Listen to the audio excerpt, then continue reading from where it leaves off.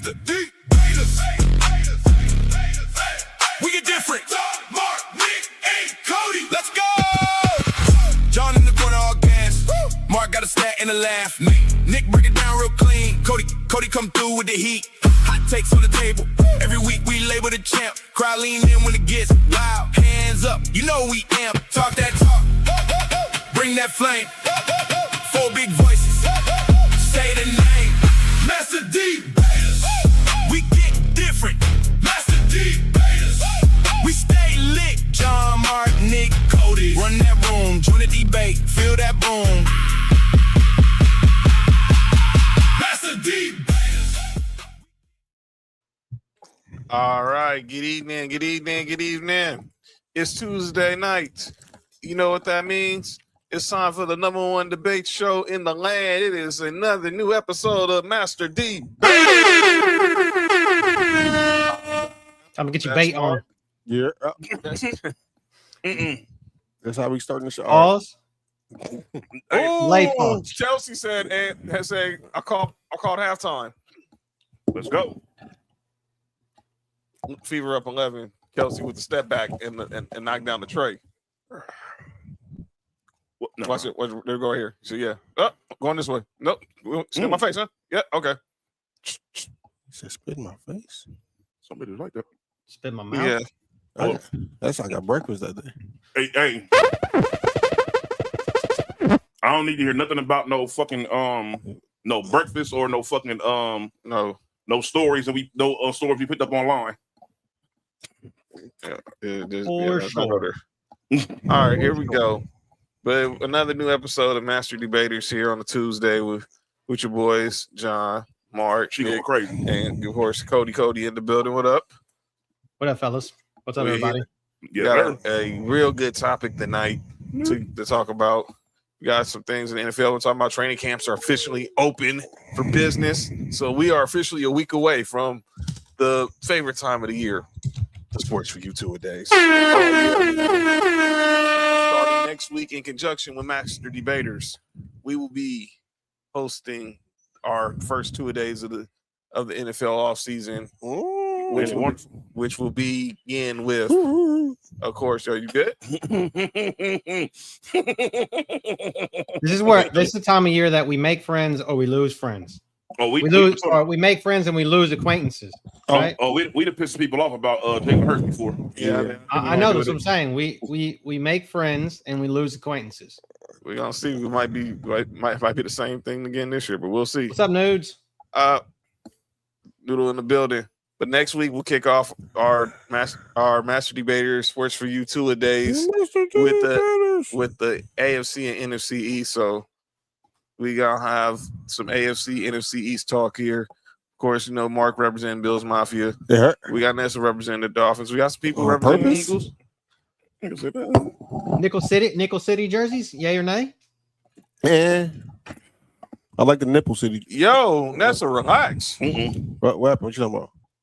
Hey, get out of there. Nessa, are you good? That sounds like something that you might catch on another website, maybe on Only John's. Bukkake special.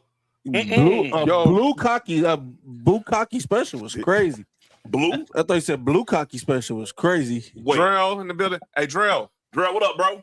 August 18th. Drell. AFC, NFC South. So be ready. August 18th. I'll send you the info.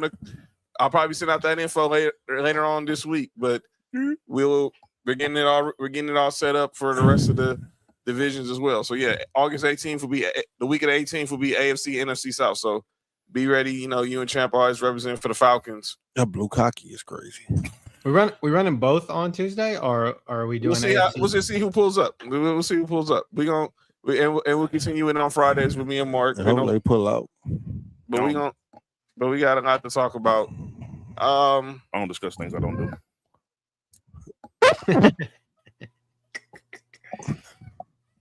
Speaking of not doing that, hey Nico, come here. It's all eventually happened once, at least once. Okay, we all can confirm. Yes. Yeah. I don't even remember the last. Hold on, different show. Go ahead, y'all. All right, so let's go ahead and get into some topics today before we get into our. I don't even know what motherfuckers cost anymore. Our debate for the today's show. WNBA All Star Weekend went down this weekend, and in the Shy, and I gotta say the W showed up. So there's a lot of haters behind that, but let's go. We'll talk about. We get to there. Team Teaspoon got the W. Who got Spoon? I don't know, but it was for sure. That going different show. Relax, but Teresa Witherspoon's squad did get the W. Her name is Hydeman.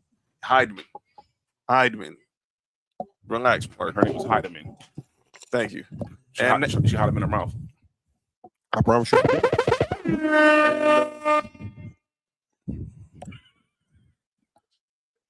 So and then they set a record of attendance with 19,783. Oh, that's dope. At the United Center. That's where the All Star. Damn, they ain't had that many people in the center since Jordan. Hey man, you all right? Since jorts were cool, is that what you're trying to say? I think that's what you were saying. Since jorts were cool, not. That's why. Oh no, they had he went up in there. That's why Bulls fans say LeBron. What happened? Talking about Nico, he went to Sophie's room. Shout out to Sonny. Sonny in the building one time for the one time. Sonny. But I said Team Spoon beat Team Coop. And Jonquel Jones.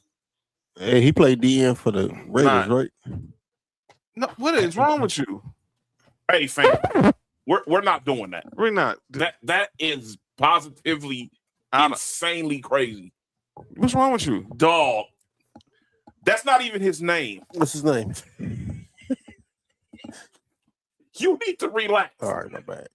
I told you, Mark. I knew something was wrong with Mark when he walked into the house. He asked me, "Was I okay?" I'm like, "Dog, y'all got an attitude with me when I walked in." Demon time, dude. The moment you walked in with the shakes, I knew something was wrong. Oh shit!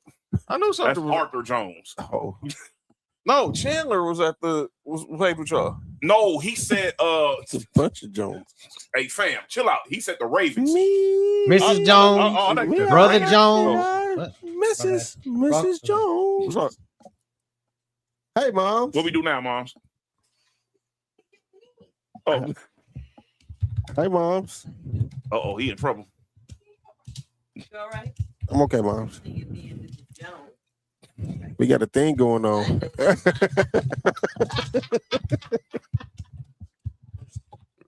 But Jonquel Jones did get the MVP of the All-Star game. Is she gonna walk over there and discuss something on the screen?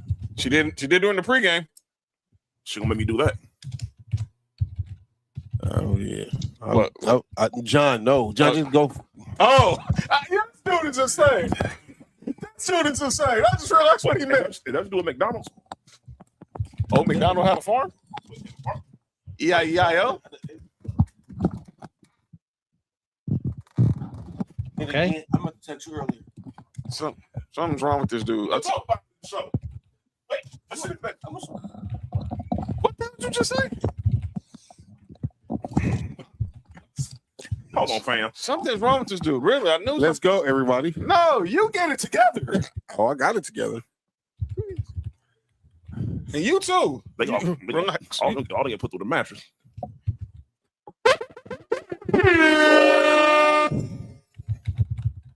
Well, at least 3 of them. It was like Tuesday mornings. Be crazy. Hey, you all right? Go ahead, John. I don't know, man. I don't know what's wrong with this dude, but Jonquel Jones had 22, 13, and 8. Went crazy. Became the fourth player in All-Star game history to lead the team in the NBA MVP, a WNBA MVP, Finals MVP, and All-Star game MVP. The other 3, Candace Parker, Lisa Leslie, Maya Moore. Oh yeah, so that's exclusive territory right there. So congratulations to the W. Had a good weekend. By the way, Asia Wilson had the mic drop of the weekend. When they asked her about her relationship with Commissioner Kathy Engelbert, she says, "I already have a relationship with Kat. My relationship with Kathy is she hands me trophies when I win." I mean, that's GOAT talk right there. Good business response. Oh yeah, because it's basically it's not a lie. Yeah, so it's not a lie. Speaking of, Asia's gonna be a Hall of Famer one day, but we did have a Hall of Fame over the weekend. And that was the Baseball Hall of Fame went down this weekend. So congratulations to this new class of Jeff Kent, Carlos Beltran, and Mark's boy Andrew Jones went into the Baseball Hall of Fame this past weekend. I had 2 of those guys. Thank you. 2 of those guys played for me. 2 of them. We know. Yeah, 2 of them played for the Dodgers as well. But I was at the end of the. That was 8. But the best one played for the Braves. Man, one of 5 players. Ooh, that's a good argument right there. I'd love to argue about the top 2 right there. Beltran was one of 5 players. I love Andrew Jones. In MLB history with 400 homers and 300 stolen bases. That's good. Andrew Jones is one of 4 players with 400 home runs and 10 gold gloves. And then Jeff Kent was the all-time leading, has the most home runs from any second baseman all time, and was third in RBIs among second basemen. And be reminded, he was on the team with Barry Bonds. Yeah, dude. That's crazy. Be reminded, and this was even more crazier. He's the first player to go in the Hall of Fame that was managed by Dusty Baker. Damn. That's even wilder to me. Dusty Baker only got 1 player in the Hall. No. Yeah. Oh, yeah, because the greatest player ever touched baseball didn't get Exactly. Mm-hmm. Make it make sense. You're telling me That's like Jordan not going into the Hall of Fame. all right, Yeah, for real. but we're not gonna go there. But I want to get to, but for Mark, before we get into the debate, obviously your boy Andrew Jones is now One of these guys to Kent fitting the bill for tonight's argument debate. is going to Cooperstown. Is now officially in Cooperstown. I wanted to play some video from Mark. For me? See, about your boy Andrew Jones. True. So John Smoltz inducted Andrew Jones in the Hall of Fame this past weekend, and we want to play this video that was presented to him before his induction this past Sunday in Cooperstown. This is John Smoltz on his longtime teammate Andrew Jones. My first impressions of Andrew was we knew we had this young stud from Curacao. It's like a porno. The ball off the bat was the first thing that kind of stood out. Yeah, ain't nothing changed. You saw him take BP. Oh. You're like, wow, he had electricity off the bat. Oh, my God. Welcome to the big leagues, Andrew Jones. Then the biggest thing that you notice is Pause. defend. To play defense, crazy. Magnificent catch. Super fast. This might be the best catch I've Get in ever and get out. seen. Try to Had boot a you. great jump, had a great instinct. Andrew's throw is going to Andrew's throw. He was electric in every way and pretty cocky. That's what she said. Oh, my girl It was described a me. controlled arrogance that he knew he was really good. You know, I will get any balls that can hit him. He's the best center fielder I've ever seen. Watch His you look over ability to here. know where to go and his feel for the game and positioning. From a defensive standpoint, I never saw anybody better. A diving catch in the game. Andrew Jones. He being biased. But I'm not mad at Andrew that. Jones, They being I don't know biased. that I had the career that I would have had. John I was a fly Smoltz. ball pitcher. He saved me a lot of runs. I just saw more hitters shake their heads when they thought they had a double or they thought they had a single, and he just took it away. That would have been a double at least. Glavine and Maddox may have given Andrew some days off because they were ground ball pitchers, but I'm sure he pretty much knew when I got on the mound that he was going to have a lot of action. That's crazy. I should have worn, man. That damn, I should wear my He Andrew caught a Jones ball jersey over his today, man. shoulders with his feet up on the wall. He made the catch. What a play. He put his feet on his balls. Spider-Man catching with his back to home plate. To this day, I just still can't believe he caught that ball. Everybody will be seeing this on national highlight reels. For Atlanta Braves fans, man, were they treated to a highlight reel every game. Many people around baseball say Andrew Jones is the most exciting and best center fielder in the game. They ain't lying. He saw the game differently, and that's that unique skill set where he was wiry, he could steal bases, he could do whatever he wanted to do, and his power came relatively easy. Andrew Jones, another game. It hurt. The bright lights were never going to get Andrew Jones. If there's anybody that could walk into Yankee Stadium, not care, not even feel like this is that big of a deal, and his first 2 swings, they had home runs off of Andy Pettit. Fuck out of here, Andy Petty. youngest player ever to homer in a World Series talking about. game. What a performance! That's not a bad argument there, Drell. And you could just tell Andrew was meant for this. What do you say? Going up to the plate. Best home defensive center fielder all was time. like, this is what I'm supposed to do. 19 years old. You're not supposed to be doing this. 19 years old, became the youngest player to hit a home run in the World Series. Today, Andrew Jones becomes a member of the National Baseball Hall of Fame. Welcome to Cooperstown.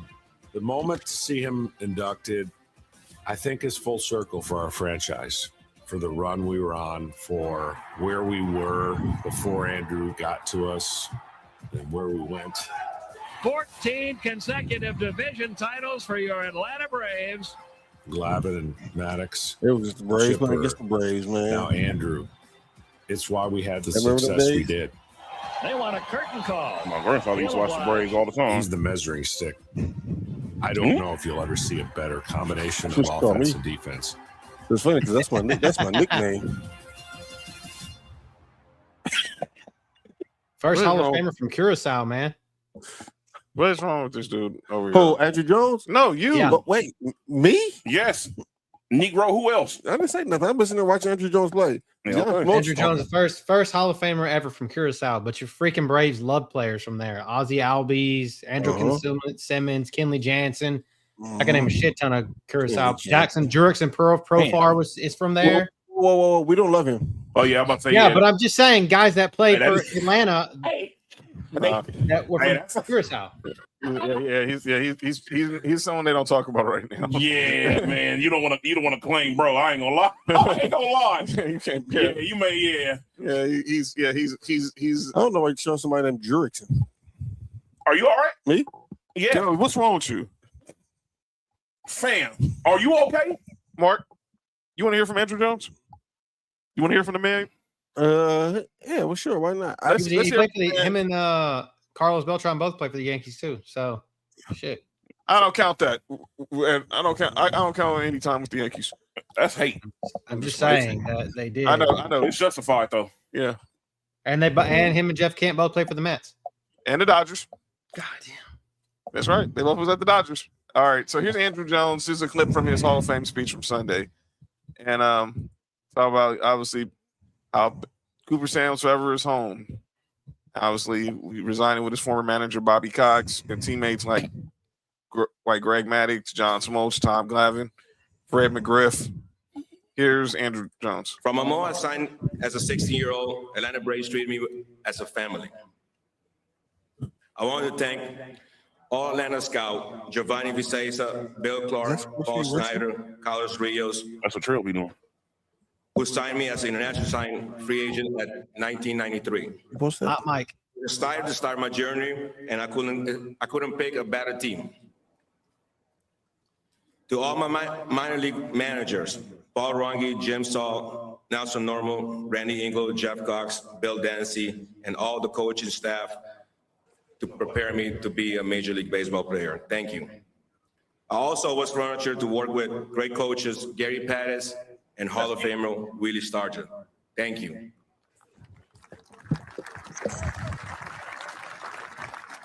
Oh, snap. Here come Fat with the hate. Nobody in the Braves organization had a bigger impact on me than manager Bobby Cox. Matt, you're a Cleveland fan. So Hero in the World Series and lineup and believe in me. They believe in him. Bobby had confidence in me and helped me become the best player I could have been.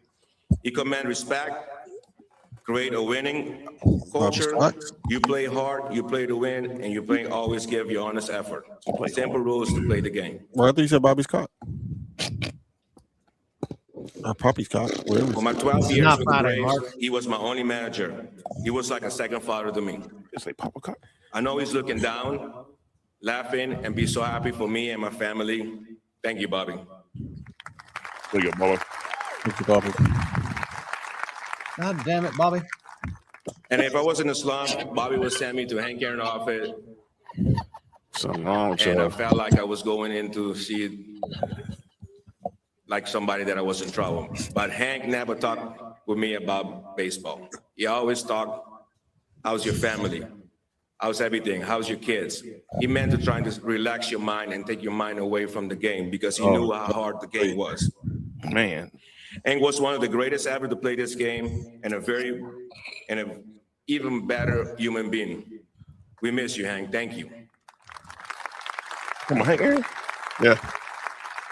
He said Hank. It's an honor to join Hall of Famer Chipper Jones. I thought he said, my brother from another mother.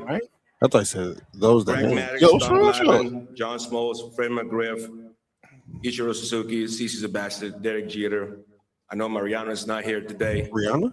Said Mariano. It was a pleasure to play with you guys. Larry Wayne Jones, some call him Chipper. Chipper pushed for me for my induction for many years. The Jones boys are in Cooperstown now. Thank you.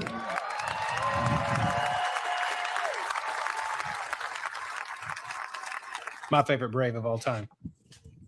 By the way, Fast said it's Ken Griffey. There's not no debate who's the greatest defensive center fielder of all time. Now, no, I'm not disagreeing with that. But my biasness, Ken Griffey Jr. Yeah, my biasness does say Andrew Jones. But if I speak without biasness, that's tough. And Ken Griffey was different. I was just thinking, I was like, he was saying somebody, and I was like, who the fuck are you saying from the Indians or the Guardians? I'm like, Nah, you think it's great. It's trying to dig the hole, trying to stir the pot, man. I ain't had no fat hate lately. By the way, I hear Fat. I told him 2 weeks from tonight he needs to pull up to the show when we do AFC, NFC North, and we need to finally settle the score with him and Cody. Kenny, he said Kenny Lofton, punk. Yeah, that's different. He's good, but we talking about Ken Griffey and Andrew Jones. Fat, are you saying that Kenny Lofton was better than Andrew Jones as a center fielder? Andrew Jones was nice though. Look at this hood.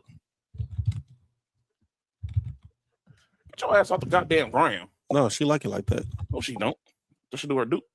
Yo, y'all chill. What up, Sam? And I didn't say that. He just said, "No, you didn't say that." He didn't. Look, that can't get past nobody. Good shot though. All right, come on, let's go. All right. So, by the way, speaking of watching this game right now with the fever and the storm, there was some anti-trans protesters at the game protesting against Sophie Cunningham. No, they first time ever going to a damn Dog. WNBA game.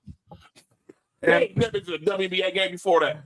And the crazy part was she didn't even say anything bad about him. You can't say anything about you can't say anything that can be even viewed as negative about certain things. Yeah, basically. Man. You gotta steer away from. I'm about to say something crazy. Steer away from that dynamic. So what was the name of that basketball game? Willie Mays is probably highest defensive award, center fielder, 10 straight Gold Gloves. Playing this summer. Only Mays and Roberto Clemente has one more Gold Gloves. I mean, numbers and eye test. Listen, I get it. And I'm not saying eye tests don't match, but I also seen Ken Griffey in his prime. And I don't care what a Gold Glove says. I don't care what some of these numbers say.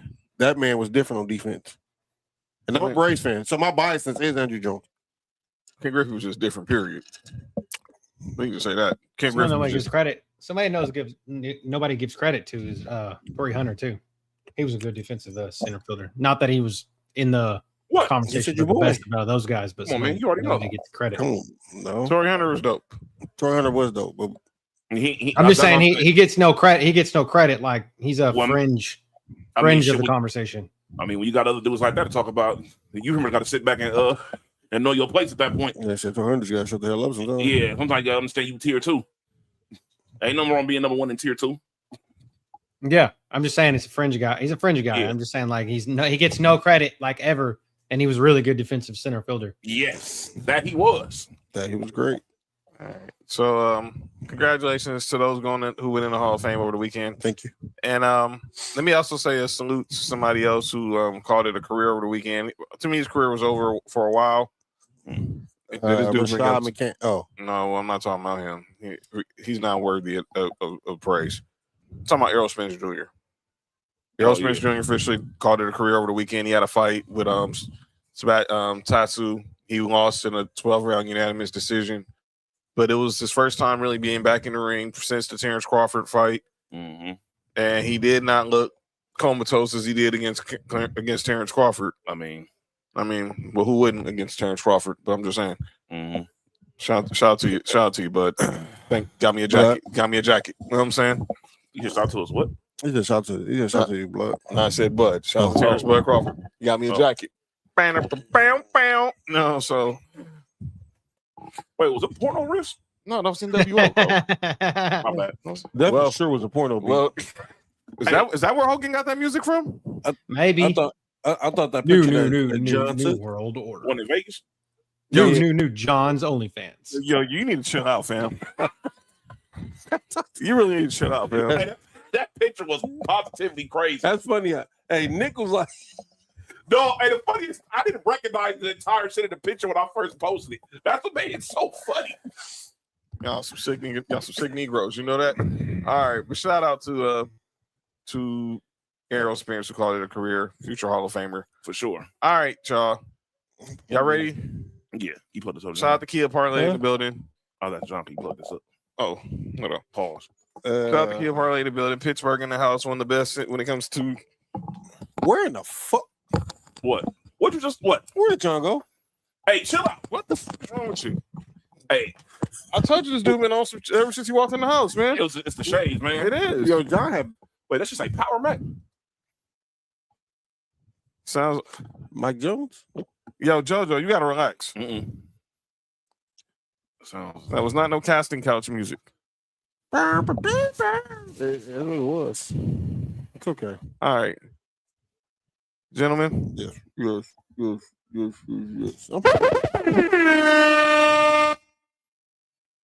I think it's that time. Is that time?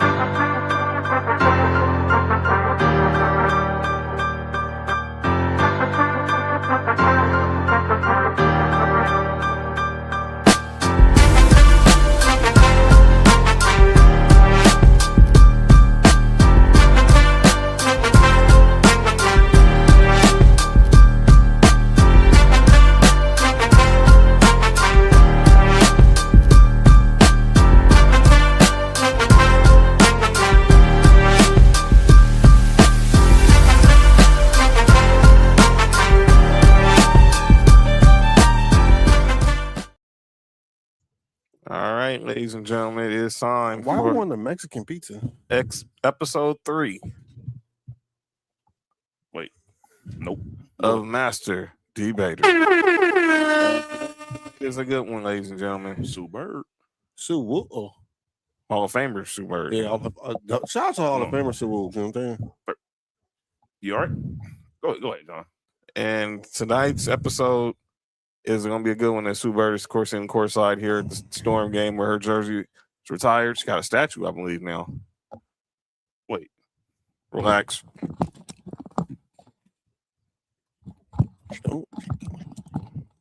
She's single now, that's why. John, what you just said without saying nothing is the funniest thing in the world. And it still made so much sense. Mm-hmm. All right, come on, let's go before John get in trouble. All right. The worst MVPs of all time. So this is a top big 3 of who are some of the most overrated, over talked about MVPs in all of professional sports. Yeah. And we brainstormed on this debate probably about last week. Bobby Bowden? About last week we had this discussion. Last 2 weeks kind of last 2 weeks, and it has been a very good discussion. So let's get to it, brothers. We can start. We'll start MLB, NFL, or NBA. I think NBA is the one that's gonna that's gonna start some shit. So we should do NBA last. We can start with either we can start MLB. All right, we're gonna go MLB. All right, NFL will be easy because mine was probably definitely worse. So MLB, here we go. And this debate is about who was the worst MLB MVP. And these are the names we came up with. Obviously, we came up with Miguel Cabrera. Oh, God damn it. Oh, Ryan Howard. Juan That's Gonzalez. kind of crazy. I got this one. And Ryan Braun. All right. I actually had two of these, but I know Nick had one of them, so I'm gonna let him have that one. So let me let you know what the premise is. Me and Nick both had Miguel Cabrera. Mm-hmm. Melky. But no, not Melky Cabrera. He was cheating. He's not even qualified. Hold on. Before we continue, are you all right? This dude is insane, man. I'm gonna read between the lines. You need to chill. I told you the dude was on some stuff. As soon as he walked in the house, You need to relax. He trying to act like nothing was wrong. He knowing walking in my house wearing shades. John had an attitude with me when I first walked in. Because I just know you, man. That Kelsey? Yeah. Plum? Kelsey Mitchell. Kelsey Plum to play today. She's still hurt. So Nick has Miguel Cabrera. I think who had Ryan Howard? Was that you? Was that Mark or was that you, Cody? I did. I had Ryan Howard and the 98 version of Juan Gonzalez. And Juan Gonzalez, and then I had Ryan Braun. You said that was me because of Philly? I mean, I do think all Phillies MVPs are overrated, but I just wanted to make sure. I ain't know. Okay. But yeah, there we go. Ryan Gonzalez was we're getting there, Sam. We're getting there. So let's go ahead and get started. Why not? Juan Gonzalez was the ones that's from it. Can you put it off to the side, John? Or is it just because that's what I'm doing right now. I'm trying to get to it right now. He got him from Hong Kong and TJ. Shout out to Hong Kong. Shout out to Hong Kong. See, I can get to the we can't minimize him. Nah, I can't. Let me see if I can. Hold on, I got no way to do it. Hold on. But go ahead, Cody. Which one you want to start with first? You want to go with Ryan Howard or you want to go with Juan Gonzalez? It doesn't matter. Whichever. I mean, you guys want to talk about it. It's fine with me. Cody, get the Philly up out of here. Hey, Cody, what Juan Gonzalez did you have? Oh, you said 98. I had 98. I had the 98 Juan Gonzalez. I had 96. And this is the you had the 96 one over King Griffey Jr. Yeah. So if you want to just put it off to the side, like we can I got it with Ryan Howard. So Ryan Howard in 2008, that's who I picked. I picked him because he won over Albert Pujols, and the WAR difference there was, of course, Ryan Howard was blasting bombs, right? But dude wasn't my air blasting bombs. He wasn't shit. Now my brain is gone. Okay, so Ryan Howard won it in 2008, right? Was it 2008? 2008. Yeah. I'm getting there. I'm getting there, Spam. Just be patient. I'm gonna get there. Hold up. Didn't he? Did I fuck this up again? No, he won it in 2008. Yeah, he won in 2008. Yeah, so Ryan Howard's WAR was like totally off, and that was the year that Ryan Howard got on the map and was blasting bombs. And so the reason why I thought he was the worst MVP because no, it was 2006. Did I put 2008? I meant to put 2006. It's my fault. Okay. Again, I fucked this up. 2006. And we with you. Yeah. Don't worry, my phone 2006. My phone died. All my notes is on there. No, it's 2000. I fucked up and put 2008, which I guess maybe I was stupid. But here we go. Now this threw me off. So, anyways, the WAR difference was 5.2, which everybody knows wins above replacement, and Albert Pujols was 8.5. So in 2008, it was just flip flop. So Albert Pujols landslided him in 2008, but in 2006, Ryan Howard won. So he had like 58 home runs and 149 RBIs, but Albert Pujols had he had 49 home runs, 137 RBIs, but he had a 671 slugging percentage and over 1100 OPS. So I felt like Albert Pujols was a better defender than Ryan Howard was. He was a better better hitter. I mean, he played in less games that year and was only 5 hits shy of, and he could steal bases at that time. I just felt like he was just a mediocre, generic, like creative character baseball player. Like if you put a guy in MLB The Show and you wanted a baseball player that didn't really run, was that mediocre at fielding and could just hit the ball, that's what Ryan Howard was. And I felt like that year that was Ryan Howard in a nutshell. He was basically just a home run hitter. Yeah, and that's what got him by. And then it showed later on in his career that that's really what he was. I mean, he started getting hurt. He started crumbling. He wasn't even, in my book, he wasn't even as good as Prince Fielder when we saw Prince Fielder take the nosedive later in his career. Mm-hmm. And he was kind of the same. He was kind of the same guy. And Prince Fielder just never won a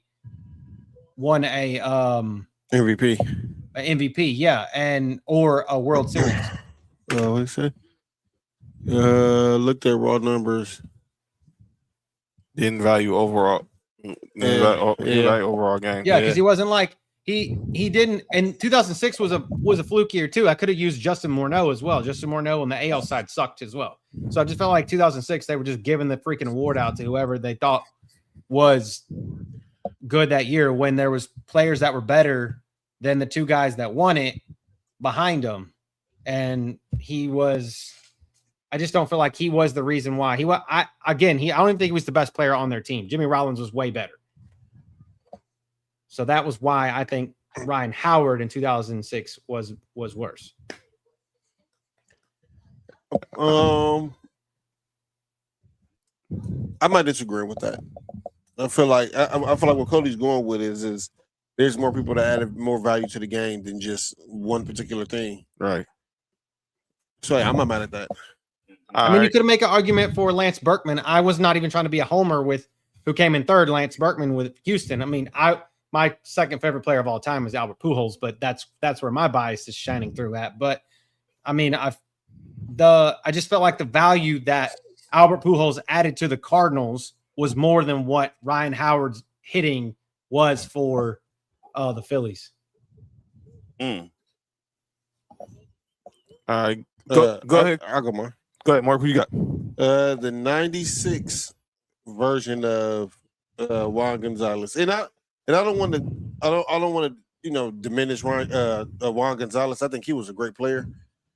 But with that 96 MVP, we know he won because he was top, I won't say top 3 or top 5 in home runs, top 3 or top 5 in RBIs. But like Cody was just saying, his WAR was probably one of the lowest of most MVPs. And I just don't think that he had, if y'all just go back and look at the years, that specific year that Ken Griffey had, and Alex Rodriguez, there's no way Juan Gonzalez should have won MVP this year. No way. I mean, just over maybe 4 more at bats. Griffey had 2 more home runs. He had less than four less RBIs. He had more stolen bases. We just had the argument about he was a better fielder. One of the best defenders that we've seen. Yeah, he could run bases where Juan Gonzalez was just a power hitter, and that's kind of, I think. But he didn't even have any runs. Like he didn't have a very good run average. Like he only had like 80 or 90 runs, where Griffey had probably twice that many. Yeah. Shit, I even think Albert Bell and A-Rod were better than him that year. That's why I say I put A-Rod and Ken Griffey. If you just go back and look at them years, that's what I say. He said A-Rod should have won MVP in 96. I feel like A-Rod or Griffey could have won it that year. Oh yeah, that's Seattle. What's it called, huh? Yeah, Seattle A-Rod was a problem, dude. Yes. I mean, shit. I mean, shit. He New York. I mean, A-Rod was he a was a problem everywhere. He was a problem everywhere. But when young A-Rod, when he got to Seattle with Griffey and Edgar Martinez and Jay Buhner, I don't know how they did. He was a hits machine. He was a hits machine. Lou Piniella. All right. Power. I said Piniella, not that. I said Piniella, not Campanella. Yeah, not Roy Campanella. Yeah, not Jay Worthyhood. Wait, yeah. James. All right. Not James Worthy. All right, Nick. Me and you. Which one we going? You can go ahead and go first. All right, man. That's what ticks me off a lot. It's a good tag team partner. Because I'm gonna go ahead and throw the stats out there. You go ahead and do your thing, and I'm gonna throw the stats out That's there. a good tag team partner. Ryan Braun still an MVP for Matt Kemp in 2011. Ooh. Ryan Braun. Now I want you to read these stats. So Ryan Braun got 21st place votes. Matt Kemp got 10. Ryan Braun, he batted .332, had 33 homers, 111 RBIs, and scored 109 runs and 33 stolen bases. You want to know what Matt Kemp did that year? Batted .324, which was second behind Ryan Braun. Led the National League in home runs and RBIs at 39 and 126, and had 115 runs and had 40 stolen bases. All better than Ryan Braun. And Matt Kemp was good on defense, too. Excellent. And this was before the injuries, before the Rihanna drama and all that crap. Didn't Ryan Braun And he played almost the whole season, like 162 games or some shit. Like he almost played. Year. And let me be clear, that was the year Ryan Braun was using steroids. Yeah, that was Mr. PEDs. Wait. So Matt Kemp had a better year than him, and he was on steroids? Yes. Damn, that's crazy. And had like 40 more at bats. You weren't even the best player on the team. Christian Yelich was the best player on. Let me shut up, man. I'm gonna shut up, man. Ryan Braun did not deserve to be MVP, and the simple fact that he used PEDs and still didn't have a better year than Matt Kemp. Is the blue a PED? Well, depends how you judge it. Well, apparently Stephen A. Smith said weed is a performance-enhancing drug too. Oh my god! Nah, Prince Fielder. It wasn't Christian Yelich. That was Prince Fielder's team. That's the Prince Fielder I was talking about. Prince Fielder when he was in Milwaukee. That's right. Before he went to the Tigers. Ricky Weeks was on that team, the second baseman. 195 hits, 115 runs, a 172 OPS, and 353. Yes, straight. And Ryan Braun admitted he eventually, and he came out maybe a few days later that Ryan Braun was on the juice. He denied it, and then right before spring training, he admitted it. I'm like, dude, you stole an MVP from Matt Kemp, Buster. All right, me and Nick share this one. This same person, but I'm gonna let Nick have it because it was his team. That's going, brothers. Hey, chill out, fam. I know how the importance of the Triple Crown. Yes, and I think that's the reason why he won. And let me be perfectly clear. Relax. Outside of that, there was nothing Miguel Cabrera did better than Mike Trout in his rookie year. Let's break it down. Wait. We got you. Hold on, Mark. I just want to hear. Milky Cabrera won a Triple Crown that year. Yes. The first one says 1967. And also, that should have been a different MVP. Yes. Okay. I'm going to tell you why. I'm listening. OPS would have got it. Go ahead, Nick. Tell him. So Cabrera had 22 first place votes. Mike Trout had 6. Stupid. All right. So here is the numbers right here. So Cabrera, his WAR was 7.1. Oh. Mike Trout's was historic 10.5. True. Mike Trout had 129 runs that year compared to Cabrera's 109. Well, you all right? All right. So Cabrera had 44 home runs. Mike Trout had 30. Look at that stud blood. Now Cabrera had 139 RBIs, which is completely crazy. Number one. 50 more. That's crazy. And Mike Trout had 83. Wait, Mike Trout only had 83 RBIs? Yes. Okay. Mike Trout had 49 stolen bases that year. Okay. Led the Cabrera league. had 4. Yeah. The batting average is literally divided by it's 0.330 for Cabrera, 0.326 for Mike Trout. Okay. The slug's not that much off either. That sounded crazy. But the thing is, it's like this. Both of them had historic seasons. You feel what I'm saying? I think that if the triple threat, the Triple Crown was the one that was what probably got him it because it was the first one since 1967. So, which spoiler alert, this might lead to basketball later on. But you don't find many women got all three good hoes. You feel what I'm saying? You good?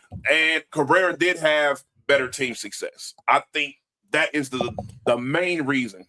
Because what we saw Mike Trout do as a rookie is absolutely positively insanely crazy. Don't get me wrong. True. Him becoming number 2 as a rookie is crazy. And let's not act like the Angels were bad that year. We missed the playoffs by still being 89 and 73. Do you know there's a common thread in the last two that we just talked about? When the wins against replacement war. That and Prince Fielder. That's right. Prince Fielder was on the team with Ryan Braun when he won in 2011, and then he was on the team with Miggy Cabrera when he won in 2012. Yeah, and Prince Fielder never won MVP, if I'm not mistaken. Did he win MVP when he was at the Brewers? No. Never won MVP? No. He's had votes. He's coming like the top 5, but no. He's won a Silver Slugger Award. He's been an All-Star. Never won an MVP. Silver Slugger Award. Yeah. So I'm gonna be honest with you guys. Mm-hmm. I'm not mad at Miggy winning that MVP.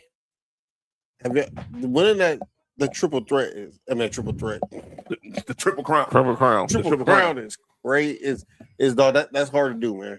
Mm-hmm. It's hard to be a power hitter, get the most RBIs, and have the highest batting average. That's hard to do. I mean, 139 RBIs is just insane itself. It's insane. Dog, it's been years I play MLB The Show and didn't get 139 RBIs. I just think of putting 50 more runs than the guy, which is crazy though. I mean, solo runs you got 20, so the differential is really instead of 50, it's more like 20 or 30 runs differentiating. But that's a lot of runs. That is a lot of runs. And Trout was playing elite defense that year. He was elite defense that year. Mickey was on the Tigers that year, right? Yes. The Tigers went to the playoffs that year, right? They lost in the World Series. They lost in the World Series. I'm be honest with you. That war don't matter when your team not winning like the other team is, because the war is wins against replacement. Mm-hmm. Because that year, and that was Miggy still at third base before they moved him up. Before he moved over to first. Yeah. He wasn't a bad third baseman either. He wasn't one of the greatest, but he wasn't a bad defensive third baseman. Nah. But yeah, I get that point. I'm not mad at the argument. But Miggy, I think Miggy is that Triple Crown. What the? Why'd you do that? I had no problem. Who's that? Caitlin? Nah, that was somebody else. Point at her. Point at your teammate. Look at Caitlin. She was like, "Why the hell did you do that shit?" Yeah, she asked the same thing I did. What's even more crazy is the same two were the next year too. Yep. And Miggy won it again. Miggy won it again over Mike Trout. Yeah. How many? But it's such a it was a landslide both times, like 20% of the vote versus 5% of the vote, or 20 votes versus 5. Look, here's the thing, everybody. Let's not use recency bias, and I'm being extremely biased when I say this. We're not going to act like Mike Trout wasn't like a baseball god for like 10 years. Right. Oh yeah. Like it's let's not do that. Dog, are y'all saying that's a way he could have won 6? He could have won 6. Yes. In 10 years. Yes. Mike Trout was the best player. They had to hit him like they hit on LeBron. Yes. Only because Artie Moreno. If he had better support. So starting in 2012, he was number 2. 2013, he was number 2. He won it in 2014. He was number 2 in 15. He won it in 16. Mm-hmm. He was 4th in 17. He was 2nd in 18.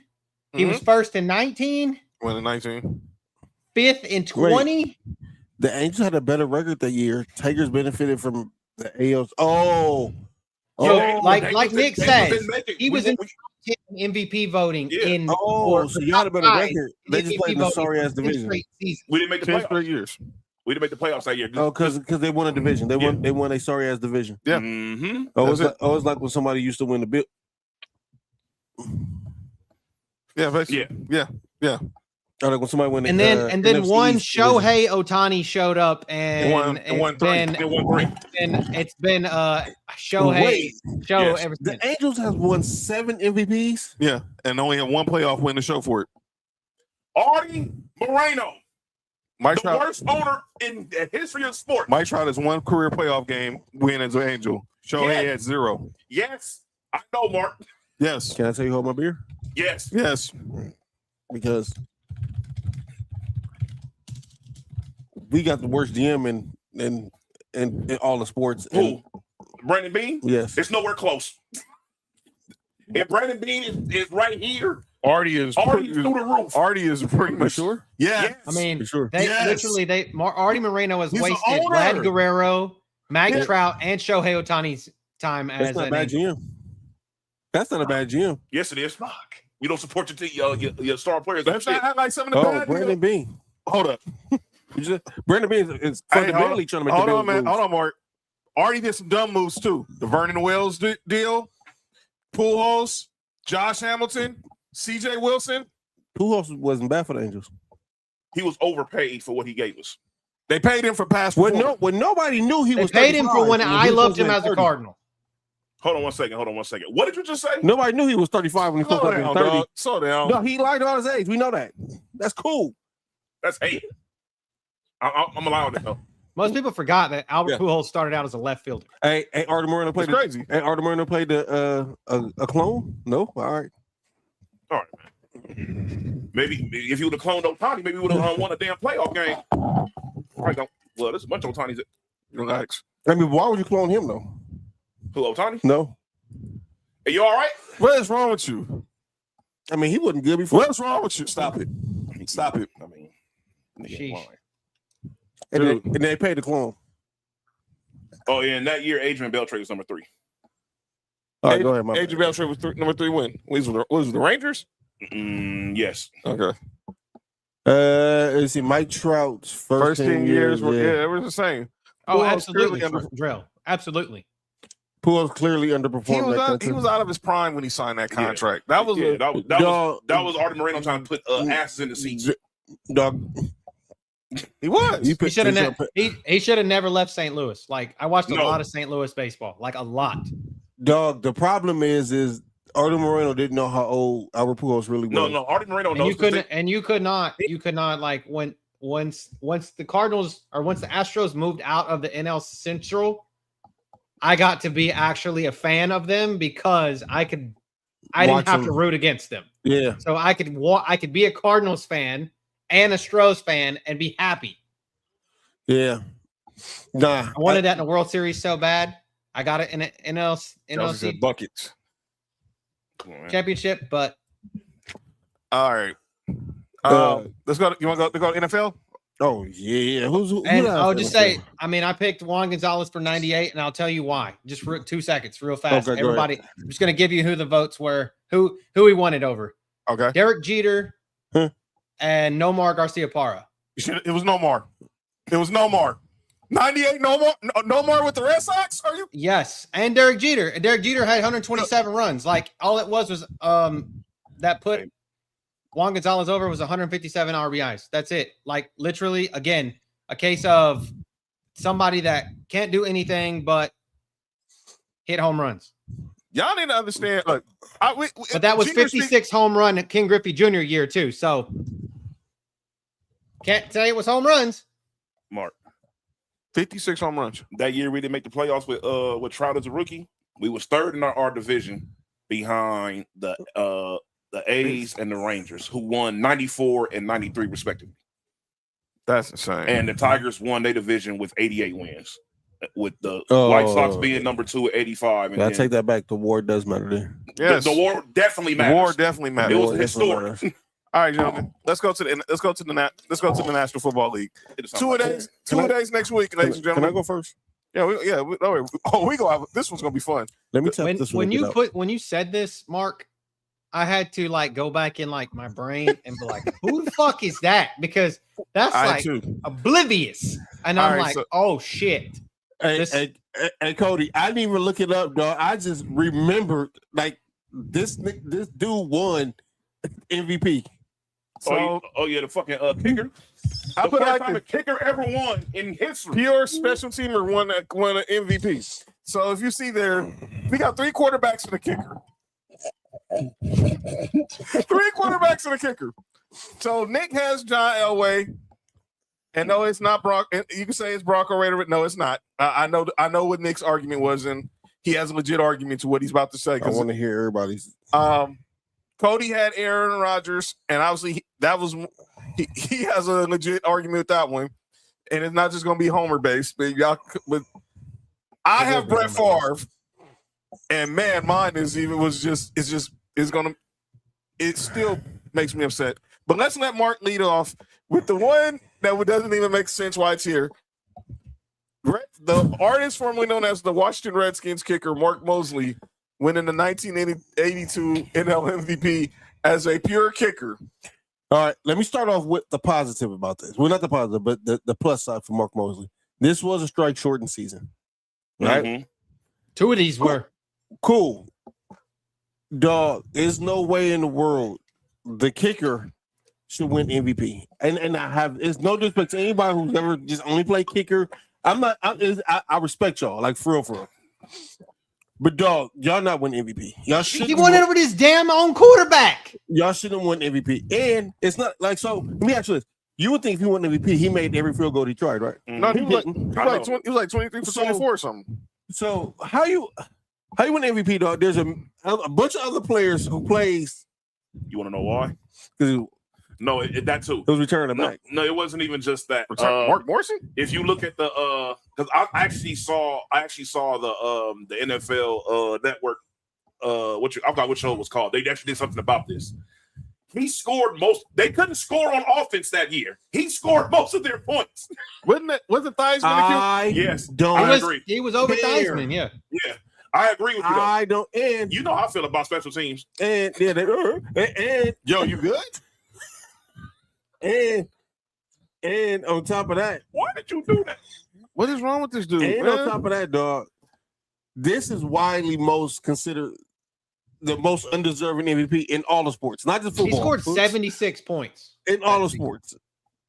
Kobe had 81 points in one game. Janikowski for sure did that numerous times for the Raiders. Yeah, exactly. Fresh off a beer. That's just it for me. Like, ain't no way in the world that Mark. All you do is say a kicker won. There's no reason why. But the fact he won it over Dan Fouts when Dan Fouts had 9 games and at that point only in 9 games had 3,000 yards almost basically. So just imagine if he had the extra 5 that they were playing at that time, or extra 6 that were playing at that time. Mm-hmm. That was when they was running the ball. That's the crazy part. That's Eric Coryell. Yeah, that's Kellen Winslow team, like with Dan Fouts. So fuck them. Though. 17 touchdowns, 11 interceptions. Fucking all right. 204 completions. That was just crazy to me, guys. When we first started talking about this is the first out of any other sport. This is the first one that popped in my head, is because just why. Oh, you think that's crazy? Wait until it's my turn. All right. I'm going to go next. I had Brett Favre. Fuck Brett Favre. And let me be perfectly clear. Both up front? Brett Favre. He shared the MVP that year with one Barry Sanders. Barry Sanders is in news to an unwanted white woman, though. Barry Sanders rushed for 2,000. What's wrong with you? 2,053 yards on 335 carries. Wait. Let's put some context into this too. When was the last time? Well, it was probably like Eric Dickerson was the last person to rush for 2,000 yards. Yeah, up to that point. Yeah, up to that point, probably. When he broke the record. But wait, hold on. I'm looking at these stats, John. Just get to the point. Because I see what Barry Sanders rushed for, and I seen what Brett Favre threw for. Go ahead.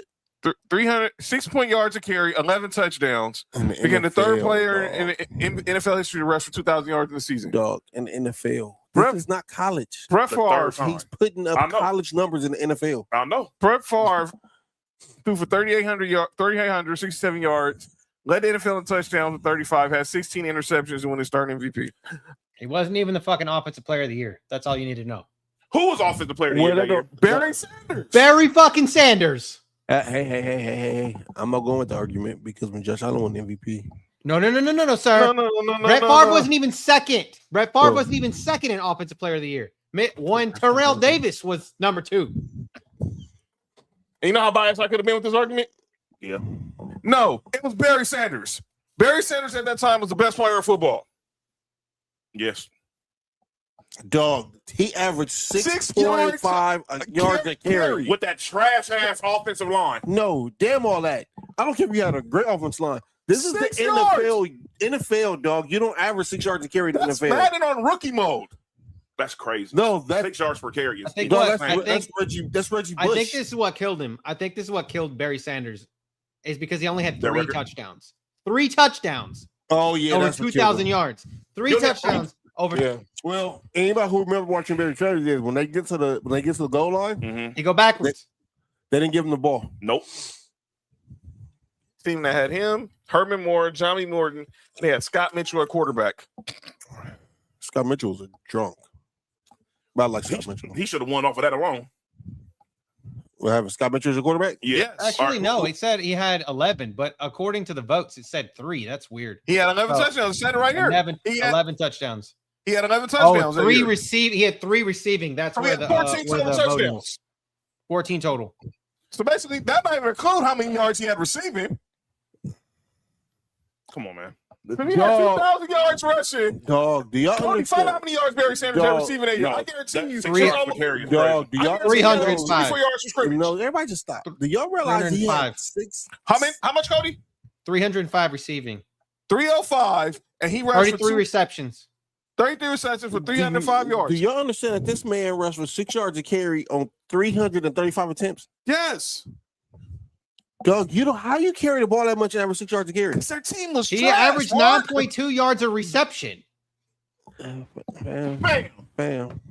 Receivers receivers don't even do that. Sorry, Brett Favre. Yeah, get Brett Favre the fuck out of here. Yeah, 2,358 scrimmage yards from scrimmage. Yeah. 14 total touchdowns, 6 yards, 6 yards a carry, and 9 yards of reception. Yeah, get Duke up out of here. Come on, man. And Brett Favre went ahead and stole money from the blacks. So fuck Brett Favre. Drell said last 14 games of the year, he ran for exactly 2,000 yards on a 143 yards.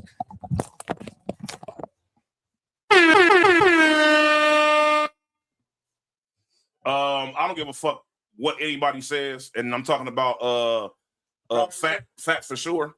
But that is the best running back of all time. I'm sorry. I don't. And then they went to the Super Bowl. We all love. Then they went to the Super Bowl, got mopped. Yes, I would know they got mopped because you know what? Who did the Packers win the Super Bowl that year to? I wonder who. One John Elway. Davis. One John Elway, and that segues us into. And what was Terrell Davis doing pretty much all game against the Packers? Running the fucking ball, going crazy. 150. All right, man. Yeah. All right, man. Dog. 2,300 yards. Everybody just stop. Just with drill, and shout out to Drill. What Drill just put up, dog. Do you know in 14 games he had 2,000 yards? That sounds like OJ. Yeah. 2,000 yards in 14 games. Hey, man. Hey, man. Hey, I'm being biased. You're not gonna set me up. Nah, I was being biased. I mean, the first 2 games, he only had 61 yards total in the first 2 games of the season. Fam. Yes. And then the final 53 yards in the first 2 games of the season. And in the final 14 games, he went for 2,000 alone. That's preposterous. Get Brett Favre out of here. 53 yards in the first 2 games. 53 yards the first 2 games, and then goes for 2,000 for the rest of the season. Shout out to Drill, man. Argue touch. But TD he had 102 yards receiving in week 2. Damn. That's fucking insane. 100. All right, man. 102 yards receiving. in a 17-24 loss to Tampa. That's when they was in the Central. They said the other person like Yeah. Barry Sanders is the best running back of all time. I'm sorry, Fat. Yeah, you have to get over that. You Yep. Stop being biased against your Come on, man. with your team and against your what you call Jesus it. Christ. All right, Nick. We'll give you this one, and then we'll let Cody close it out. I can't wait to hear because I'm waiting to hear Cody's. We can debate about that too. About who? The best running back of all time. Oh, say that for 2 weeks. Yeah, We'll say that for 2 weeks. Because I told Fat he needs to be here on the 11th because him and Cody gotta have a few debates that day. All righty.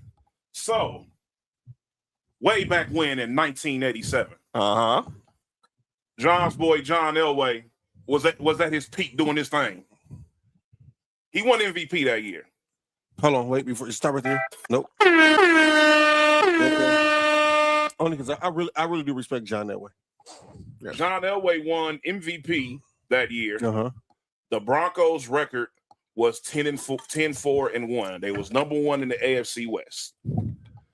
Now, John Elway's numbers that year. Okay. 3,100 yards. Basically, had 3,200 yards. 3,200. Okay. 19 touchdowns. That's okay. And 12 interceptions. Now, I know them numbers don't seem staggering, but you also understand this is a run time. This is a run time first and second option era. So go ahead. That's when the running backs was taking 304 rushing yards, 4 touchdowns. Drill said he's going to bust while getting some crazy stats on. That's crazy. Hey, yo. Pause, Drill. That's crazy. I don't know what you got going on over there. Number 2. Shout out to Blue Tree. Yeah. Look, now the number 2 guy that year. I don't want to know the name yet. Just say. All right, so how many yards did they have? I tell you who it was. They had 1,078 yards. Passing? Receiving. With 65. Oh, it's a receiver. Yes, it's a receiver. You said 1,078 yards Jerry receiving. Rice. Yes, it was Jerry Rice. Oh, Jerry Rice. And he had 22 touchdowns. That was the year he broke the record. That was the year he broke the record. Oh, okay. That was the year he broke the record. That was the year he set the record that Randy Moss ended up breaking into. That it took 20 years for Randy Moss to break. Fam, he got 22 touchdowns on 65 receptions. So basically, that's a quarter of his receptions, dog. That means 43 of the times he didn't catch the ball, he wasn't getting in the end zone. 20. Oh, you know what's even crazier? No. This will piss you off even more. What? So the person was number 3, right? They had 3,054 passing yards. So they had a little bit less. Yeah. He had 31 touchdowns. Dan Marino. And 13 interceptions. Dan Marino. No. Joe Montana? Yes.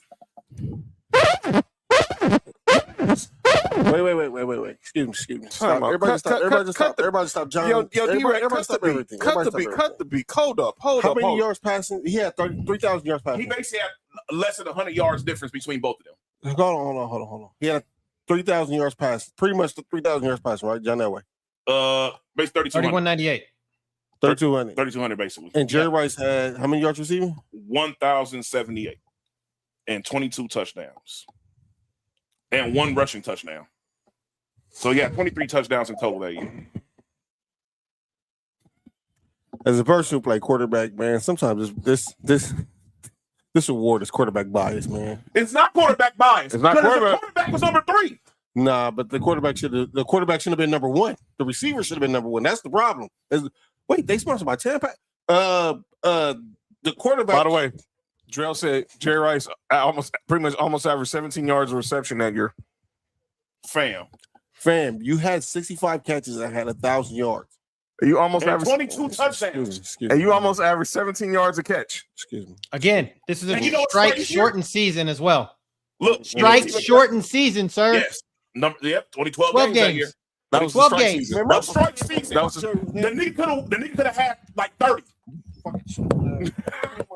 The nigga could have had 30. Mark, you want to hear something? Jerry Rice out of pocket, man. Mark, you want to hear something crazier?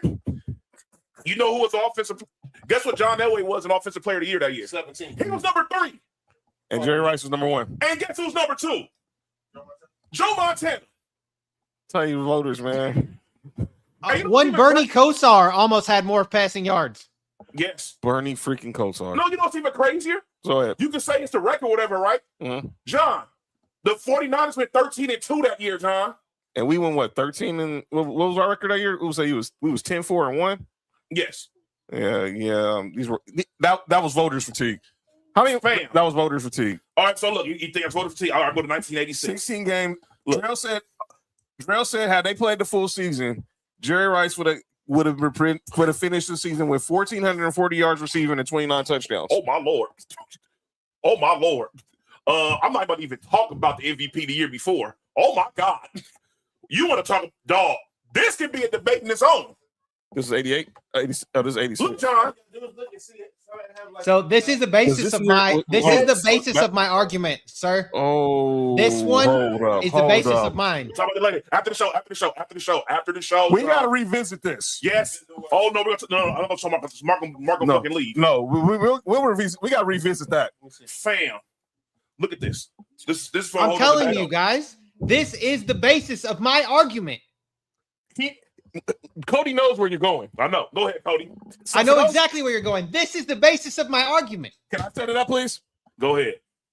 Nick just showed us the voting and the stats for the 1986 NFL MVP voting. What the niggas do? Flip a coin and decide who won? That year, Lawrence Taylor became the first player since Alan Page to be a defensive player to win MVP. 22. 22. And during a run off it, dog. He had 22 sacks. Dog, imagine if they actually passed the ball during that time. Dog, this thing do for damn near 5,000 yards. Who damn 20 and a half sacks. He had 20 and a half sacks that year. But Eric Dickerson had almost 21 yards from scrimmage. He had 1,800. 1,800 rushing yards, 200 yards receiving. Fam. Which sets up Cody's argument on why he felt J.J. Watt should have won MVP in 2014 over Aaron Rodgers. The floor is yours. Shout out to Dan, and Dan Marino's gonna catch a stray too. Here, because 4,700 yards, and he was number 3 in the voting. So that should tell you where I'm going with this. 2004, JJ Watt getting screwed. 2014. Okay, so 2014. 2014. My bad. 2014. My brain. I'm telling you, I'm so amped about this. So the votes, 18 votes extra to Aaron Rodgers here.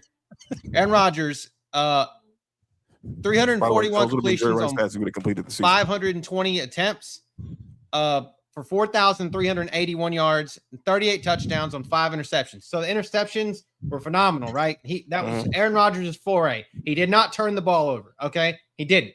So I give him that. But he had 38 touchdowns.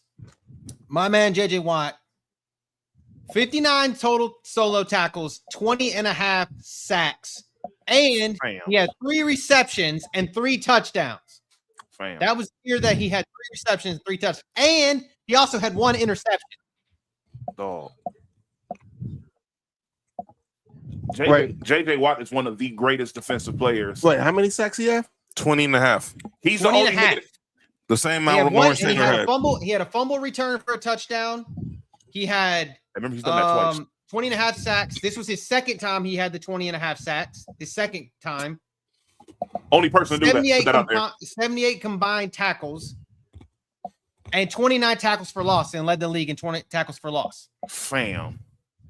4 forced fumbles, 5 fumble receptions or recoveries for 59 yards and a touchdown, and 1 interception touchdown that he batted back to himself. Dog. So, and all in all, he had 5 touchdowns that year? Yes. 3 receptions, 1 fumble, and 1 interception. 3 on offense, 2 on defense. Yes. 20 and a half. Yeah, he should win MVP. So, he should have been big, dog. There's no way that. Wait, what was Aaron Rodgers' stats? Aaron Rodgers' stats. He was 341 completions for 4,381 yards and 38 touchdowns. How many interceptions? 5. What? What did you just say? 5. That's what I'm saying. He had 5 interceptions. That's it. 5 interceptions. That's the problem. That's what got him this MVP of not turning the ball over. I need you to do me a favor before you go there. Go look at Aaron Rodgers' MVP season from 2011. That's what he won. Go. That was the year after they won the Super Bowl. 2011. Bro, hold on, bro. Hold on, Cody. Look, Cody. Look, But I'm listen. with you. Look, I'm with you with JJ winning. I'm with that 100%. But the stats you just told, that right there, 5 interceptions at 38 with like 4,300. Yes, I agree. I agree 100%. Oh my But God. he was number 7 in passing yards. Drew Brees had 49.52. Roethlisberger had 49.52. Andrew Luck had 47.61 with 40 touchdowns. Ain't none of them threw 5 interceptions. No, that I'm saying Roethlisberger had 9. Roethlisberger had 9 interceptions. Rodgers threw the ball out of bounds a lot. Shit, that's cool. That's supposed to do as a quarterback. But both Peyton, Eli, and Matt Ryan all had more passing yards than Aaron Rodgers that year. Hey man, look, fam. Hey, I ain't gonna lie, Cody. That 38 touchdowns and 5 interceptions is crazy. Yeah. I mean, the Packers went 12-4 that season and lost to the divisional round, or lost in the championship to the Seattle Seahawks. That's tough right there. Who went on to lose to the Patriots? Lost to the Patriots that year, right? I'll be honest with you. I think it was just defense. It was just offensive bias over defense. That's what it is. Them stats for Aaron Rodgers are kind of crazy, but the other stats from the MVP years is way better than that. Go look at his 2011 MVP season. I'm looking at it right now. Dog. When he won his first MVP. But that don't mean 5 interceptions a bad year. I don't want nobody. That dog. A quarterback only throws. Drell said Aaron Rodgers 2020 year clears this one. What you got? Read his 2011 season. That was he won over Drew Brees that year. Yeah. Now listen, Drew Brees threw for 5,400 yards that year. Yes. 46 touchdowns. 14 That's when he broke the record, right? Yes. Mm-hmm. Aaron Rodgers threw for 4,600 yards, 45 touchdowns, and 6 interceptions. Go look at 2020. Wait. The nigga He do the same. He threw 11 interceptions in 2 years? And it's 2 MVP years. 2 MVP years. He threw a total of 11. Yeah. In 2 MVP campaigns. Go look at 2020. But he said 2020. That was when he went back. The year he went back to But back. he has in 106. Like the thing is like he always he went like he went back to back in 2020 and 2021. He chucks the ball out of bounds a lot, so he has a lot. His completion to attempt Percentage. it's a big gap because of that. Hey Cody, as a coach, that's what you want your quarterback to do, though. Oh, of course, yes, I know. Drill said it right here. 48 interceptions. No, 48 20 touchdowns, 5 interceptions, 70% completion percentage. Nigga, hold on. Wait. And once y'all not telling about him throwing the ball out of bounds as completion percentage is 70%. Yes, y'all not telling me he's throwing the ball out of bounds and the completion percentage is 70%. Yes. Because he's not turning I the don't ball want over. to hear about him throwing the ball out of bounds and his completion percentage is 70%. And he had 4,300 yards. All right, man. 4,299. The Aaron Rodgers hate that people have. If Aaron Rodgers, dog, listen. Aaron Rodgers is everything off the field. They had nothing to do with football. We all love Tom Brady, dog. We know Tom That Brady. was in 2020 is the year that he won it over Josh Allen when Josh Allen had fucking 4,500 yards. Josh Allen had 4 MVP votes that year, the first place votes. But look. And he rushed for 3 rushing touchdowns also. Look, we know Brady's the GOAT, right? Yes. But we're not going to act like if you didn't put Aaron Rodgers over there in that same situation, that the similar situation may not have happened. It probably could have been better. Absolutely. That's all I'm saying. I'm saying give me Aaron Rodgers, give 07 Rodgers with a defense. Give Rodgers Randy Moss. Dog. Give Rodgers Rob Gronkowski. Nigga, I think he won one of those MVPs with Jordy Nelson as his number 1 option. And that's nothing against Jordy Nelson. But dog. Sorry, Cody. But you feel what I'm saying? You, Nick. My bad. That's why I laughed. I can't help it. Sorry, Cody. Dog. Damn, man. No. Aaron Rodgers is not the greatest thrower in the football ever. He's not. He's number 2. I wouldn't say he's number 2 neither. Who's number 2? It's a black quarterback. Warren Moon? It's a black quarterback that Cody don't like. Warren Moon. Oh, yeah. Okay. Fuck We're that guy. not doing that. All right. Oh, man. But the best sort of quarterback, best sort of football is a rival of mine. And that's not close. Especially when you put some coke over it. Never mind. Yeah, 2014 was Jordy Nelson was number one option. 98 receptions. Cody went out there crazy on offense. Damn. I told you. I showed y'all today, dog. Uh-huh. I look more like Aaron Rodgers than I do Jordy Nelson. Shit. The Jordy Nelson. But the joke is funnier when it's Jordy Nelson. Jordy Nelson Because he's got like Jordy Nelson got smushed ass forehead and shit look like this, bro. Dog. Hey, Cody, it's the buzz cut, dog.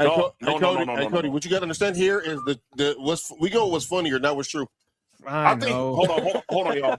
I'm about to put something in perspective for y'all real fast. Kaden Clark got 32. Yeah, she going crazy. She had 14 in the third quarter, but Kelsey Plum had 18 in this quarter. Kelsey Mitchell going crazy. Kelsey Mitchell, that's my bad. I ain't gonna lie to y'all. Aaron Rodgers for his career has 527 touchdowns. Yes, and 103 interceptions. 123 interceptions. Yeah, and you want to hear something crazier? He's never had one over 10. No. Over 10 Over the past 4 years, he had 12 interceptions and 11 interception season. Right. And those are his worst was in 2008. That was his first year. He had 13. He's only had double-digit interceptions 4 times in his career. I think he ends up probably 6 all time in passing. 4 times in his career, he had double digits, and 2 of them happened when he was old. Yeah, I'm just saying.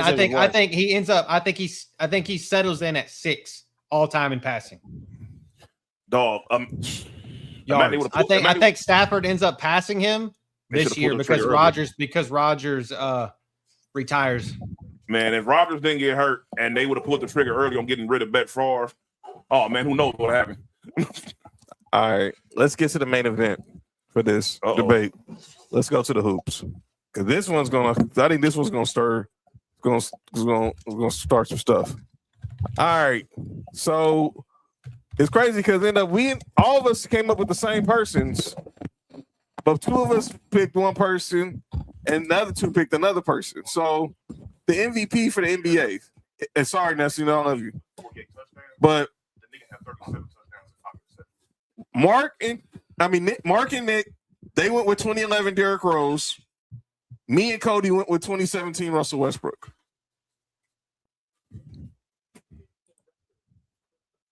In 2018, this nigga had 25 touchdowns and 2 interceptions. Was he hurt? Was he hurt? For the season, John. Was that year? Did he get hurt that year? Played, so we're doing this. We're doing NBA right now, right? Yeah. NBA. He played. He played 16 games that year. I think they was terrible. They was 6-9-1. Okay. But they went 13-3 the next 3 years in a row. That had to be McCarthy's last year then. Yeah, for sure. What year was that again? 6-9-1. That was 2018. Yeah, that was McCarthy's last year because that was McCarthy's last year. Then the next year they hired LaFleur. It was 2010, 2011. What? Yeah. Yeah. So 2010, 2011. All right. So me and Cody had Russ. Let me go with me first. I personally nothing against what Russ did that year after being the first player since Oscar Robertson to average a triple-double. But I personally felt that year James Harden had a better year. I know Russ led the league in scoring with 31. He had the rebounds and 10 assists. He had recorded 42 triple-doubles, which broke Oscar Robertson's record. And they got 47 wins, and that was coming off, obviously, Kevin Durant bailing for Golden State.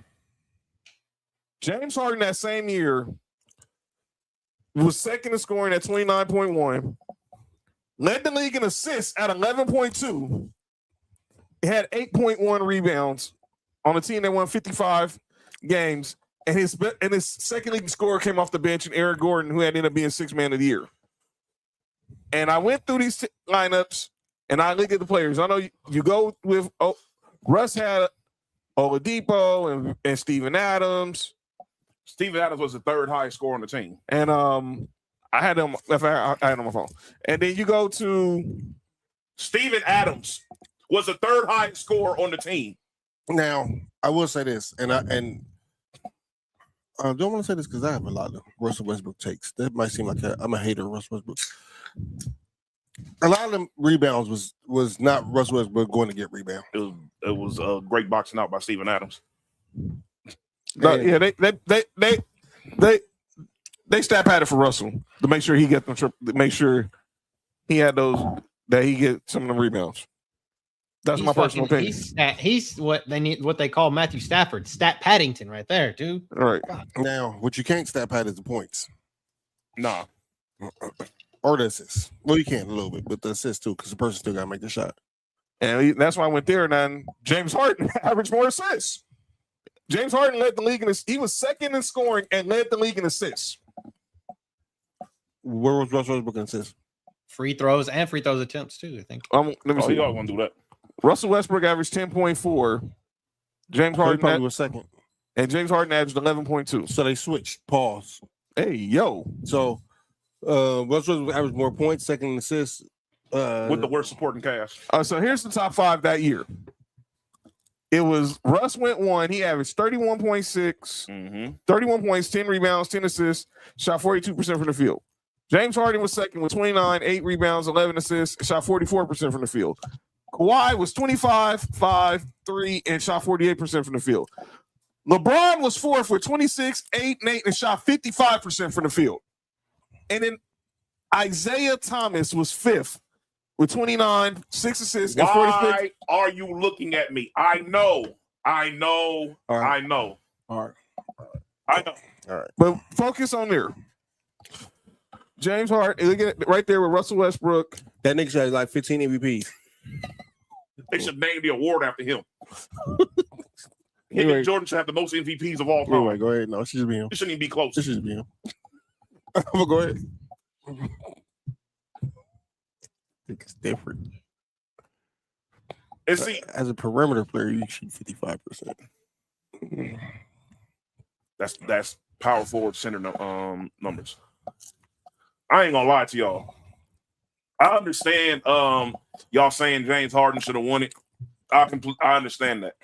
But dog, we have to go back and remember what was going on before leading up to that season. It's a whole storyline behind that. Exactly. And nobody, and I mean everybody was saying that OKC was pretty much gonna be a lottery team that year. And they very much were not. They were very well. And another thing, Russ' numbers were very high in the clutch that year. He made a lot of, I think he was like top 5 in clutch shots that year. Like he was going crazy. He had a point to prove that year. And he proved it. You feel what I'm saying? No matter whatever the point was proven, he proved it. There hadn't look just like that the Triple Crown. There hadn't been one since '67. Pretty much the same amount of time for this. It ain't been one since Oscar Robertson averaging a triple-double. You feel what I'm saying? And then Oscar Robertson came out there to the final game. He was like, "Yeah, MVP," and I was like, "Yeah, well, James Harden pretty don't have a chance now." I mean, it was so much of the narrative was so much on his side. Yeah, I heard Will Chamberlain average a triple-double. On or off the court? Yes. Absolutely. You feel what I'm saying? By the way, this was Caitlin Clark's 9th straight game with 30 and 5. 9th career game with 30 and 5. Wait, excuse me? Oh, 9th career. I was going to say, I'm about to say, nigga, she has not been balling like that. I'm about to say, though, you said she had 9 straight games with 30 and 5? No, 9th career. Hey, Mark about to say, it was super hate going on with her. Thinking that's going on. But nah. Look, it's everything. Like I said, it hadn't happened in a long time. Their numbers aren't that far apart. Yes, James Harden had the more team success, but he had a better team. At the end of the day, look, like you just said, he had a 6th man of the year on his team. Yeah, but the rest of that team was flat doo-doo. It was ass cheeks. The rest of that team was flat doo-doo. Mark, you remember when the Rockets? Dog, you think like OKC was that much better? They were what? They were pretty much the same roster. No, they weren't. Yes, They were. was worse. Who was on the Rockets that year? Pat Bev was on that team. Bev. Ariza was on that team. Ryan Anderson's white ass was on that team. Corey Brewer's was on that team. Clint Capella was on that team. It was Montrezl Harrell, like before he was somebody. Nene was on that team. Washed. That team was trash. Look, yeah, those teams both teams seems kind of parable with each other. Yeah, those teams was trash. Lou Williams' old ass was on that team. Now, let me be fair. They got Lou Williams at the trade deadline because he was on the Lakers to start the season. They traded Lou Williams. To Houston. Lou Williams got traded to Houston for Corey Brewer and somebody else at the time. Hey, do y'all remember this guy named Josh Eustace. No, who's that? Who the fuck is that? That nigga's like a criminal defender. He was OKC's 5th highest scorer that year. And he was gone out the league in 3 years. Wait, he was a lawyer and played NBA? He was 5th on the team in scoring while averaging 7 points. No, I can give you the. Hold on, we can settle this. I'm looking at look. Oladipo was number 2 on scoring that team. Number 3 was Enes Kanter. Wait, they have Oladipo on the team? Yes. Yeah, okay, he was better. Nah. Okay. OKC ended up being OKC. So as soon as Oladipo ended up in Indiana, he was an all-star. Yep. Because they traded him for Paul because he was the headliner of the Paul George trade. Him and Sabonis. Mm-hmm. Yeah, somebody. That's right. They had Sabonis on that team too. Sabonis wasn't doing shit over there. Somebody was holding him back. Taj Gibson was on that team. He wasn't doing, and he was 5th on the team in scoring right after. So I have right here. So here's Oladipo. They had Kanter, Steven Adams, Taj Gibson, Josh Eustace, Andre Roberson, Doug McDermott, Sabonis, Anthony Morrow. Jeremy Grant was on that team too. Jeremy Grant was doing nada on Payne, Norris Cole, Cameron Payne, sorry. Nick Collison, Kyle Singler. So here we go. So yeah, Russ so Nick Collison, Ryan Anderson, same guy. So Russ led the team in scoring. Oladipo, and then it was Enes Kanter, then it was Steven Adams, then it was Taj Gibson. No, it was Andre Roberson. Andre Roberson averaged points that year. Yeah. Taj Gibson averaged 9. Yeah. Where's Taj Gibson? Right there, right under. And then it's Josh Eustace, who averaged 7. Who the hell is Enes Freedom? That's Enes Kanter. That's Enes Kanter. That's Enes Kanter. That's not a line. All right, go ahead. Hey man, all I know is this. Okay. In fairness, Taj Gibson was a buyout candidate because he only played 23 games with OKC. So you taking him out the equation? So that makes the team even worse. Yeah, but if you just go by roster, OKC had the better roster. Andre Roberson. Nobody on Houston was better than Victor Oladipo. Eric Gordon. What Eric Gordon was that? That wasn't the same. That's not the same Eric Gordon, was it? I don't know, but he won 6th man of the year. Can also be fair. It was prime. That was also a D'Antoni coach team, so the offense was going to. Oh, Houston, they will get a lot of shots. They gonna shoot a lot. Mm-hmm. So I think what killed Harden that year, and I'm just a plum. And my thing is there's no stat bias. It's just pure bias. I don't like Russell Westbrook, and I've never liked him. I didn't like him when he came here. So like literally just did it for me. So it's just straight a hater. But I think that the turnovers what killed Harden. He had way more turnovers than Russ. So Russ was more efficient. That sounds crazy. 60. He had like 30 more turnovers than Russ. That's what killed him. Russ's usage rate was higher than Harden's, though. And he had less turnovers. I let the basketball players talk. So Harden was one. Then it was Eric Gordon. I'm gonna let the basketball coach talk. Honestly, looking at this, see, I don't know. It balanced itself out because Russell Westbrook led the league in scoring, right? Right. Harden was 2. Harden led the league in assists. Westbrook was 2. When you start going by, so at that point, it started going down to the role players. No, I mean the free throw, like Harden led the league in free throws and free throw attempts, and that's what he does. Well, I also think that drawing fouls is a skill. It is. I agree. So don't get me started with that crap. So I agree. I really believe that, and I also think that, like you said, the turnovers played a major part in it. Anybody who you said he had 30 more turnovers. Yeah, 464 for Harden and 438 for Russ. 30 more turnovers than Russell Westbrook is out of pocket. And 25 personal fouls more as well. I don't care about the personal fouls. Yeah, the foul. I don't care about that. But it's like he has that many more turnovers and Russ had the higher usage rate. That's the crazy part. Yeah. All right, guys. Explain to me why you guys have Derrick Rose as the most. I know why. But explain for our audience why Derrick Rose in 2011 was an overrated MVP. Nick, you want to go first? Sure, why not? So, and someone might catch a straight during this argument as well. Oh yeah, there's no doubt about it. Here's the thing, y'all. There was a lot of BS that was involved in this MVP voting. Of course it was. Now it's a lot of politics. And y'all it was this whole. If y'all ever believe, and y'all wear shoes, that there's no politics involved in these voting, that year in particular is a prime example. It's a run about 4 or 5 years for sure. But that year in particular is a prime example. Now, because the first thing they bring up is, they had the better record that year. Okay, cool. They did. So, like, you feel what I'm saying? That's okay. They had the better year. If you're going based off of he won MVP because he had a better year, then that's bullshit too. Because there's been plenty of MVPs that had won that had. Never mind. Who had a better year that year? That year with Derrick Rose? Go ahead. Go ahead. I'm not even interrupting you, Nick. My bad. Yeah.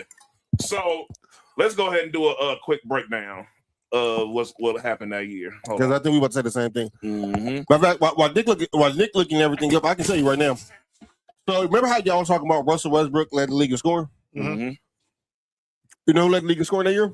Who that? Kevin Durant. Right? Mm-hmm. You know who was second? Who was that? LeBron James. Yeah. You know who was 1, 2, 3, 4, 5, 7th? Derrick Rose. Derrick Rose. Mm-mm. And now, mind you, I'm gonna be fair. I'm not even just do the pit like that. It's about a point in 1.7 point difference. So LeBron averaged 26.7. Derrick Rose averaged 25. Yep. Right. Mm-hmm. We gonna be fair about this, right? That basically played like 2 more points per game. No, he didn't create 2 more points per game. Oh yeah, because he still averaged 7 assists, even though Derrick Rose averaged 7.7. That's basically the same thing. Mm-hmm. He averaged 7, 1 averaged 8. Pretty much the same thing. And at that time, do y'all remember prime LeBron as a defender?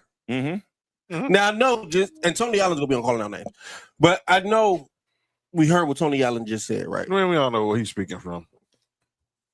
Do y'all remember LeBron prime defender? Yeah, he could swipe. He was good at swiping the ball. He was good at swiping the ball. He had catch So he was guarding 1 through 5? No. Do y'all remember him shutting down Tim Duncan? Yes. Yeah. Paul Gasol? Yes. No, them aren't guards and small forwards. Dog. Matter of fact, that same year MVP happened in the playoffs in the fourth quarters. Where Derrick Rose was at? Why is that? Being guarded by LeBron. And what did he do? And you know what's even crazier? Get the fuck out of here. Come on, man. Hey, look, you know what's even crazier? Derrick Rose was one of the better fourth quarter players that year in particular. I know. And wasn't in the playoffs. And look, no, it just wasn't. They won against LeBron. They won against LeBron. LeBron said, all right, Wade, sit your old ass down. I got this. And guess what happened? Nothing. Zilch. Offense shut down immediately. It's like, come on, man. Like, and here's the thing. And look, if you start breaking down, look, even this, the field goal percentage was better for LeBron. 44 compared to 51. 3-point percentage. LeBron can't shoot. 33%. Derrick Rose 33.2. About basically the same thing. Literally the same thing. The Bulls went 62-20 that year. The Heat went 58-24. Mm-hmm. And they lost to Rose and them 3 times that year. All right, cool, no problem. You know what it really came down to? Voters fatigue, and nobody liked LeBron that year. You know what else it came down to? Hate. There's somebody that had a certain amount of MVPs, and we couldn't let them pass them. Let me tell you something else. LeBron had won 2 MVPs back to back, and went up over there. He was the most hated player in the world at that time. They didn't want to give LeBron credit for shit. And guess what happened? All I had to do was have anybody do anything that was good that year, no matter who it was, they was going to win MVP that year. If it wouldn't have been Derrick Rose, it would have been somebody else. Well, I don't know. Let me see who was number 3 that year. Well, number 2 in the voting was Dwight Howard. I can tell you that. Hit the music. Pause. I can tell you now. Number 2 in voting MVP was Dwight Howard. Pause. Now I'm gonna say this: for all the people who are saying who think for some reason Dwight Howard is overrated, for the longest in the league, there were only like maybe 2 or 3 players better than him. And 2 of the names was Kobe Bryant and LeBron James. Mm-hmm. And the third person might have been Kevin Durant. And there's a certain point where it wasn't even Kevin Durant. It was Dwight Howard at number 3. We need to give Dwight Howard give him his flowers. He's one of the best centers of all time. Y'all need to get over it. Go ahead and continue. So yes, that's where I got with that. Derrick Rose won off of pure voter fatigue and politics. Because guess what happened the very next year? LeBron fucking won. Next 2 years. He could have won, dog. He would have won 5 in a row. Y'all know who averaged the most field goals made per game that year? Who? LeBron. Has anybody ever won 5 MVPs in a row? I don't know. I doubt it. I doubt it. And guess who averaged more shot attempts that year? Derrick Rose. Mm-hmm. It's always like that. LeBron never leads the league in shots in field goal attempts. Never. And he's always top 3 in scoring throughout that time. How is that possible? Because he ain't got no bag. Huh. Somebody just a group of people just got put on call down name just right now. Man, look at here, man. At a certain point, dog. Shout out to Stewie. 4 blocks and 3. 4 steals, 3 blocks. Crazy. Yeah. Hey, shout out to the Liberty winning, so the Sparks can keep losing. They can get Juju. You heard? But yeah, man, that's Dwight is overrated. Let me why? Let me call Cap on that.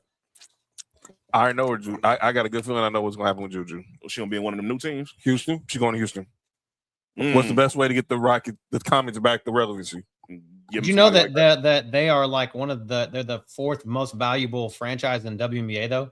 Yes. Yeah. And they're the worst team. Well, the Suns are the worst team. But they're going to be the Comets next year. They're going to make sure the ping pong balls will be loaded either in LA or Houston. They don't even like balls. Yo, you good? Some of them do. Her sister does. Anyway, go ahead. So 504 was saying Dwight was overrated. Reason being his inability to grow an offense at the time when the 5 position was being devalued. He never was a scoring center. That's what y'all. Here's the thing, dog. He was a defensive center that can still average 18 points per game, dog. Dog, that's like if Jokic all of a sudden turned to the defensive player of the year. Yes. You feel what I'm saying? It's like, man, he's not a defender. He's not a defender. But if he all of a sudden just shutting everything down, it's gonna be crazy. And that's what Dwight Howard did. Yeah.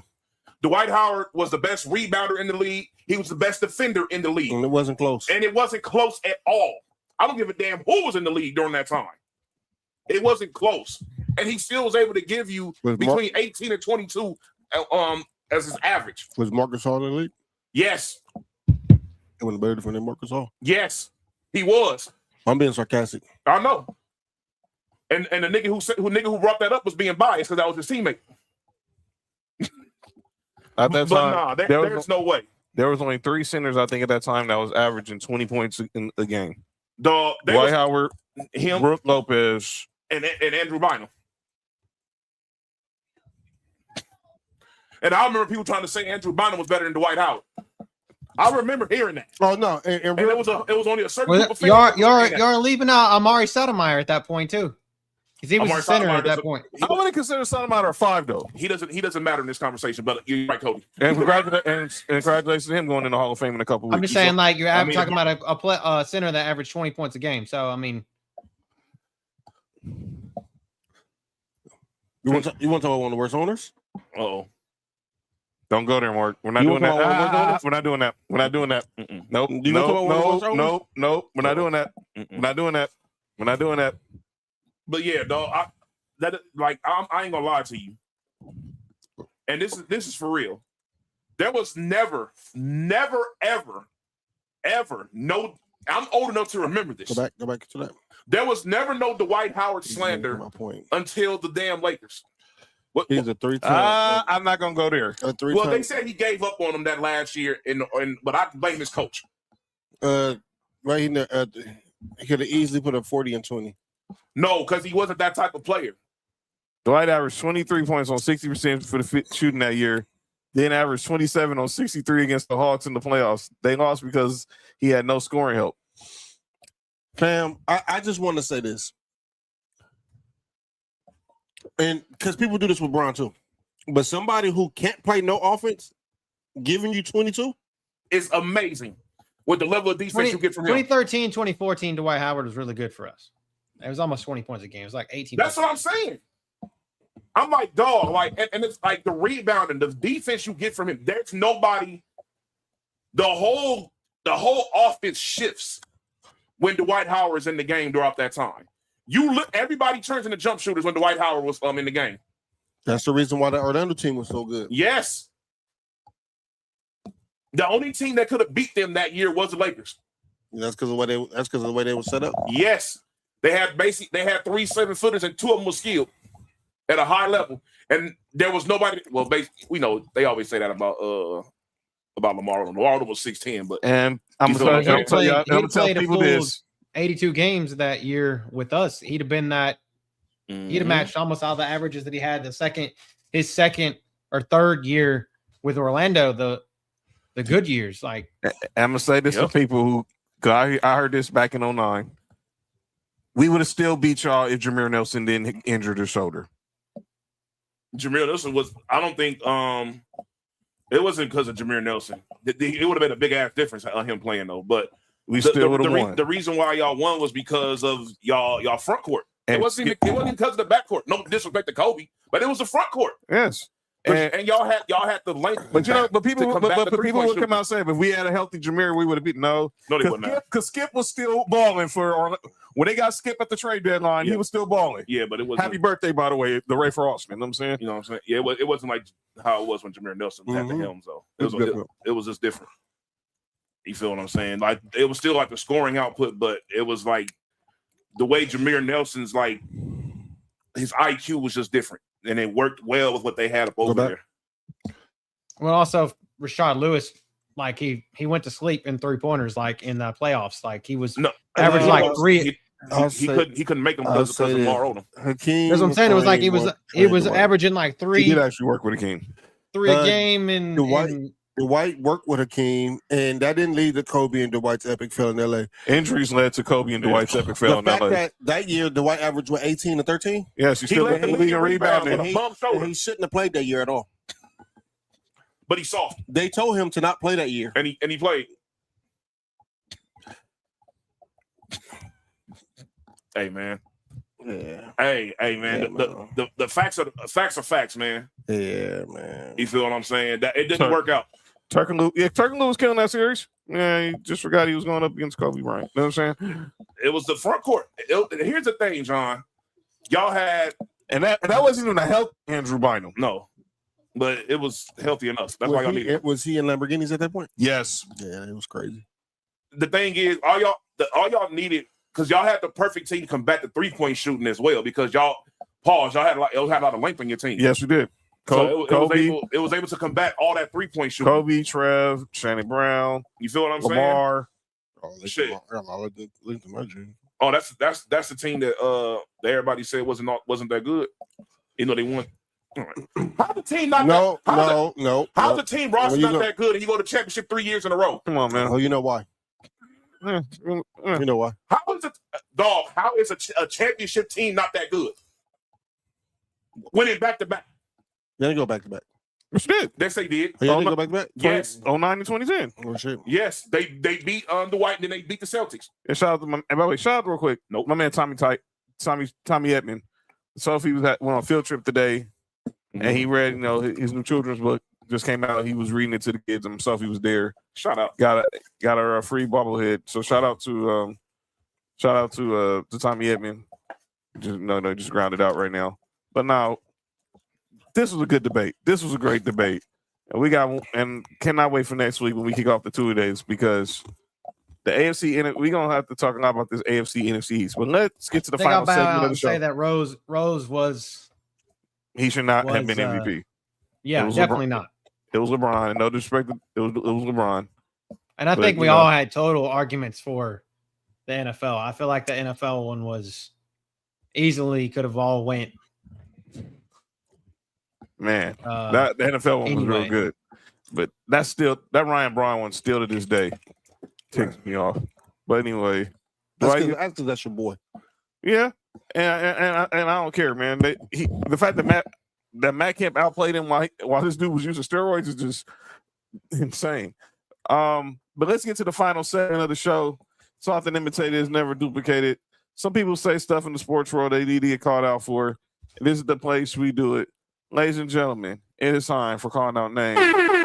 Mark at his calling out name, so I'm gonna let him get to it. Go ahead, Mark. Tony Allen.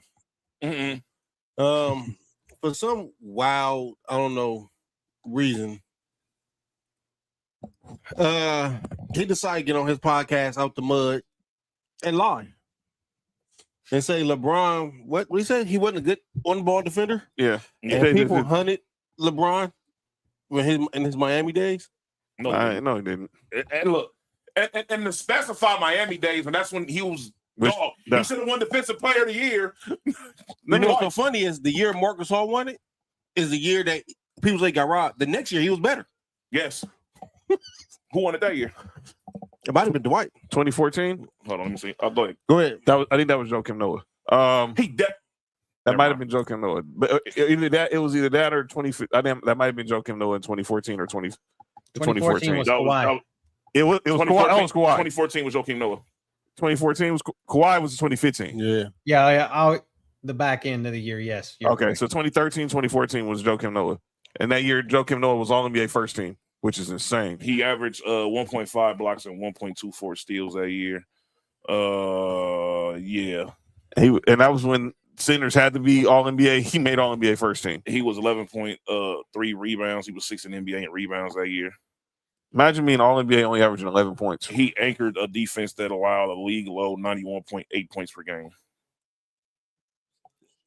But yeah, Tony Allen speaking with that Celtic bias. We say respectfully disagree. Rose 2011 was rightfully deserved. I don't care. 504. That whole number, that best team, best record stuff is so overrated to me because there was a lot of people in 2015 who argued James Harden over Steph for MVP. Mm-hmm. If you go look at the numbers, and Steph won. Steph won unanimous. That was the second year he won unanimous. The first year it was neck and neck with him and James Harden. Mm-hmm. Go look at James Harden's numbers in 2015. It's pretty close, but I still would have gave the edge to Steph. And who won it that year? Steph won it. That was his first MVP. Mm-hmm. Then who had the best record? The Warriors did. Okay, well, that goes on par with what he said, though. But if you had the best record, you get MVP. I totally disagree with that, but I get it. I understand how people say it. It's not necessary. Come on, Task. Oh, that's stupid. Rose Arena. Nick, you got anybody? Well, for calling out names, yeah. Actually, I think I'm cool. All right. We already discussed the idiot, and then we ain't gonna discuss the other idiot from Gil's Arena, so we'll just leave it alone. Well. Going off that point, me and John, as North Carolina fans, been trying to tell you Rashad McCants is an imbecile, dummy. We don't. That's one dude we don't claim. Yeah, it's one dude we don't claim. That's one person who don't have the Carolina blue background. Sorry, Cody, you got anybody you want to call out? Yeah, with NFL training camp starting, Brandon Ayuk, shut the fuck up. Please stop making Instagram posts. Please, you are making Antonio Brown's CTE look like it is a kid's disease. I think Antonio Brown said he was tripping. You know it's bad when he said, I actually do have something to call on. I'm on the opposite of that. I'm just like, Brandon, you're not gonna play in the NFL ever again. Yeah, he will. Yeah, he will. He's gonna take one. Yeah, he will. Yeah, he will. And I hope he does. But doing dumb shit like this, it does not. It's not a good look. No, give me off the Niners. I actually have somebody calling out names. Actually, a whole group. The 2013-2014 NBA award voters. So that was a year Kevin won MVP that year, right? Yep. Shout out to KD and he went great crazy. speech. Great speech. LeBron was number 2 that year. Okay. Blake Griffin was number 3. Okay. This is where I have to call out names. Uh-oh. Number 4. I'll give everybody just 2 choices. Jordan. No. Number 2014? 2013, 2014. Okay. Remember that this is the year that was Heat Spurs in the finals that year. Mm-hmm. The rematch.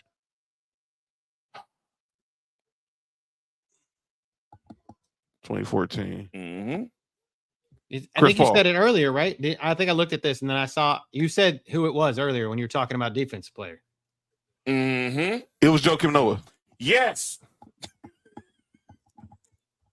You know who was number 5? Chris Paul. James Harden. When in the fuck of the history of the world? His record. Nigga, you're not even the best player on your team. The team record. I don't give a Clearly damn. that matters. There's nothing Joakim Noah did that was better than They James were Harden. 48-34. Oh. There's nothing Joakim Noah did that was better than James Harden. At anything. I'm sorry. Next. Like, dog. What was the Rockets record? 54. Get the F out of here, man. What are we talking about? With James Harden averaging 25, 5 and 6. And Joakim Noah averaged 11 points. And what? He averaged 12 points, 11 rebounds. The Chicago Bulls bias that year was bad. If you go and look at a lot of the award voting, it was bad. It started in 2011. Yeah. Jimmy Butler, I think, might have been most improved player that year. Or might have been one of those years he might have won. He won most improved player. Jeez. Mm-hmm. They had Nate Robinson trying it because they were still trying to replace Derrick Rose. Jimmy Butler was what you call? I think he was second team all defense that year. Noah was defensive player of the year for all-star, first team all NBA and first team defense. He made the all-star with 12 points? Yep. Yes. But they only had one all NBA player, and that was Noah. So yep. Well, he shouldn't have been all NBA, but that's a whole other conversation. Both Taj Gibson and DJ Augustine were in the DJ Augustine was on that team. Yep. This was he was nice at Texas. Yes. But they was desperate for point guard help at that time. Dog, how in the heck? All right, man. I don't know how the hell they even won that many goddamn games. All right, Noah might have given a little more respect. Because that's Joakim Noah. Dog. Jimmy Butler was that was Black Tar Boozer, right? Like when he painted his hair on his head. Yeah. Wait, Jimmy Butler only averaged 13 that year. Derrick Rose only played how many games? He played? Was that the team that Lou Alding was finessing the money with? No, that was the Lakers. That was the Lakers. Derrick Rose only played 10 games that year. Yeah. MVP. Oh, Jimmer was on that team too, right? Jimmer Fredette. Yep. The Jimmer. Yeah, Oh my exactly god. He was. Oh my god. You want to talk about this team? This team had a bunch of people. Jimmer. Dog, this team had 1, 2, 3, 4, 5, 6, 7. They had 8 players that averaged double digits that year. Is there anyone to call out? Well, I understand Errol Spencer, I pray for him, but him calling out his camp for the Crawford fight was proof he didn't take him seriously. Yeah. I don't know why he would do that. I mean, did he not? Before we go, and I don't get to hear from Nick, I got 2 Raiders questions for him before we go. Go ahead. Because I don't think I know what's going on, man. You don't. What do you think about Vita Vea, Nick? Make the trade immediately. For back No. Make the trade immediately. He is a prototypical nose guard. We have probably the worst group of defensive tackles in the league. Yeah. And we're running a 3-4. If you didn't go after Dexter Lawrence, who is the best nose guard in the league. Yeah. Go after the second best. Yeah. He is available and wants to be on the team. Yeah. I think it's either good. I think it's a good look. California. Look, Tom Brady. You won a Super Bowl with him. Spy Tech won a Super Bowl with him. He was there when you got drafted. That's the reason why he sent the Raiders. And from what I've heard, the Raiders already sent the offer out. I think so, I hope he ends up there, man. Just for you. Yes. Word is he wants to go to 49ers. I heard the Raiders were on the list too, though. The Raiders on the list is Raiders, but he's a Oos, and they're all 49ers fans. Yeah. So hey, look, Oos is either 49er fans or Raiders fans, one of the two. Yeah. The word is, according to DraftKings, the Rams are the favorite. They always put the Rams for the favorite everything. I'm like, damn, dude. I mean, if y'all get Aaron Donald, no, if the trade for Vita Vea, they're the favorites in Vegas to trade for Vita Vea. If they put Aaron Donald and Vita Vea on the same team with Myles Garrett, if I was Vita Vea, I would say, can you cancel my contract? Just give me a couple dollars and I'll play for the Rams just so I can play Batman and Robin with fucking Aaron Donald and Myles Garrett. Dog. Imagine Aaron Donald having an enforcer. That's insane. Dog. Vita Vea is one of one in the league. There's nobody at his size that is athletic as he is. But on you the think defensive about line. this: what Sean McVay, he goes to the Rams. good. What Sean McVay's going to do with him? What Sean McVay's going to do with him at the goal line? Oh yeah. They're gonna run the ball. Go and throw him at fullback. Yeah, because And they done that with him over there with Tampa. yeah, too. Tampa. Yes. Like, imagine they put Vita Vea at fullback and Aaron Donald at running back. You good? Get the heck out of my house, Lord. Get out, man. No. And what do you think about Kirk Cousins being named camp starter? I'm okay with that because that's pretty much been whatever. That's pretty much been the plan since he got signed. That's Brady. That is definitely That's Brady. yes. Brady. If Brady wants to, he has Dog. been very consistent about his take on how he feels quarterbacks aren't being developed the way they're supposed to. Yeah. Mhm. If he really is serious, this dude don't take the field until you think he's ready. Yeah, You don't see him in preseason because he needs the reps. yeah. But week one, yeah, he's gonna be here. And here's the thing, though, No. just because he doesn't start doesn't mean he's not gonna play at all this year. right? Oh, for sure. Because not like that. By the time we play the Jets, we may have only like 2 wins. You feel what I'm saying? And we don't play the Jets until like then in the middle of the season. So it's because like our schedule is brutal. We're not a good enough team to have a winning record with the schedule we have. You feel what I'm saying? Yep. Like, if we win 6 or 7 games this year, I'm cool with that. 67. Either one, either 6 games, 7 games, because that right there shows it. Because you can still show great improvement in these games and not have a winning record. Yeah. You feel what I'm saying? Because sometimes that's how it goes. Sometimes in NFL, we've seen plenty of teams that aren't bad have subpar records. If that makes sense. For sure. You feel what I'm saying? For sure. That's crazy. Oh, So congratulations, Sam. that's where I'm at with Congrats, everything. Sam. Yeah, let's get look, Raiders. If y'all serious Yes, Sam. Let's go. about making a push especially with the future, you make the move for this guy. He's 30 years old. You can get about a good 4 or 5 years out of him. Yeah. You feel what I'm saying? Yep. And that's going to help everybody on defense. Hey, ladies and gentlemen, that's calling out names. No show Friday. We'll be back next week because I'll be traveling. So I'll see y'all in the week. But I will see y'all in the week. I won't be on Sports View Wrestling tomorrow. We don't even know where John going. This is a top secret trip. Yep.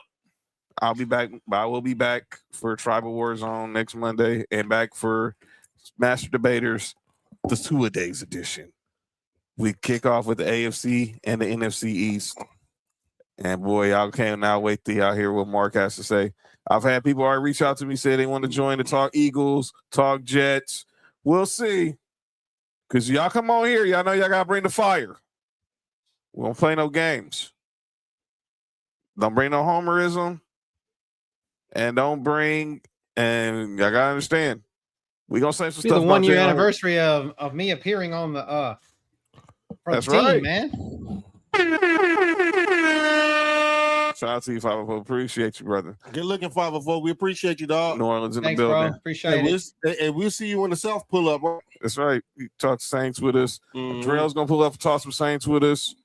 But yeah, that's where we're gonna go. So y'all check out Sports View Wrestling tomorrow with Terrell, Nessa, and JoJo. I'll be in the Mile High Club. You on the way. What? This nigga is happening right now, dog. I'm out of here. Only John's Mile High edition. I'll be heading to the Mile High Club if you want to know. Yo, what's JoJo doing? It might be big, dog. I'll be heading. Who just said that? Yo, where the Nick go? the hell did Nick go? Yo, for where the Nick go? That's the same. I just hear the disembodied voice. Yo, relax. But shout out yesterday, everybody who wished Nick a happy birthday Shout on out yesterday. to my guy Nick. Happy birthday. Nick Trail was down Where there. the fuck did Nick come from? Damn, well, dog, are you okay? What? Where did you go? Hey, y'all right a minute. Go ahead. You come on back cave or something? Relax. Well, Hey, Mark. Nope, you don't never want to go to Batcave. We know what happened back there. But shout out, yesterday was Nick's birthday. Me, him, Trey was down at the Into a Dome for Monday Night Raw. Groomers. Shout out to WrestleManiacs and the Bell Collective. We was hanging out with them yesterday. But yeah, shout out to everybody who was in the building. We saw O'Shea there. Saw Matt Barnes was in the house. Kmart was in the house. He groomed. Yeah, relax. Batman. Relax. Stop. No slander on Alfred, please. You have a serious problem. You really do. And forget you, Ryan Garcia. And shout out, hey, fuck everybody that didn't like that segment. That shit was Get a grip. And look, shout out to Ryan Clark too. Yeah, shout out. And look, since I'm gonna be on the show Wednesday. For all the people that was like the crowd wasn't into what was going on, y'all are lying. We was there. It was 14,000 strong. The crowd was loving everything that was going on. Trust me. Everybody was into it. That shit was, everybody was laughing. Well, yeah, y'all was into it though. And let me be clear. Everybody was just upset. Yo, Mark, you got to relax. I was gonna say the exact same thing, Mark. Don't even trip, dog. I was people gonna were say, just you was upset because they saw Ryan. They was into it. You got to relax. Y'all all right? Y'all got to relax. People were just upset because they saw Ryan Garcia. For sure. That's really what everyone can say. It was hating on Danhausen, but like my girl Jen from and Juice. No, my girl Jennifer from She Loved Wrestling said y'all was cool with. In fact, I'll put it in our wrestling group chat. Mm-hmm. Y'all hating on Danhausen. Mm-hmm.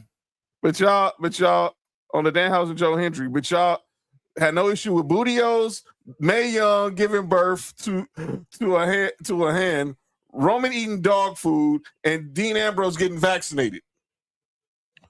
What? Yes. All that happened on either Raw or SmackDown in the last decade. Wait, John, go explain what happened on Raw. I don't know if it was Raw or SmackDown, but John, somebody giving birth on Raw is crazy. It was an old lady. To a hand. To a hand. Oh, is that where the sock came from? No, the sock came from his nuts. Mr. Sacco came out of his jock. Oh yeah, that was in the hole, huh? Yep. It had a mouth drawn on it. That's why they was playing in the hole. That's why I was telling him have a nice day. And then he put it in folks' mouth. What? What you just said? He told people have a nice day. You know how you know sock? Yes. You know he had his hand like this when he did it too. He had a mandible claw.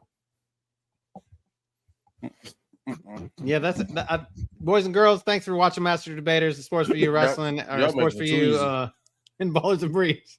Yeah, subscribe to Sports for You on YouTube, Ballers and Briefs on YouTube, and on Twitch. Follow us on social media at Master Debaters on X and on Instagram. Of course, also on X, Instagram, and TikTok at Sports for You, at Ballers and Briefs, at John Watson 0984, at High on Mark, and High on Mark 1, at 99 Gorilla. We will see y'all next week for the kickoff of the Sports for You and the Master Debater 2-a-days. This has been a great show. And let us know who y'all think is the worst MVP of all time. Come on, Andy Paez. And of course we will respond. This has been Master Debaters, episode 3. Yeah. I'm John. Oh. That's Mark. Yeah. That's Nick Freeze. Yep. That's Cody. See y'all next week. On my way to Dallas. Master D-Baters. We stay lit. If you want the truth, come take your seat. Join the debate. Bring the heat. One mic, 4 angles, no fear, no pause, big names, big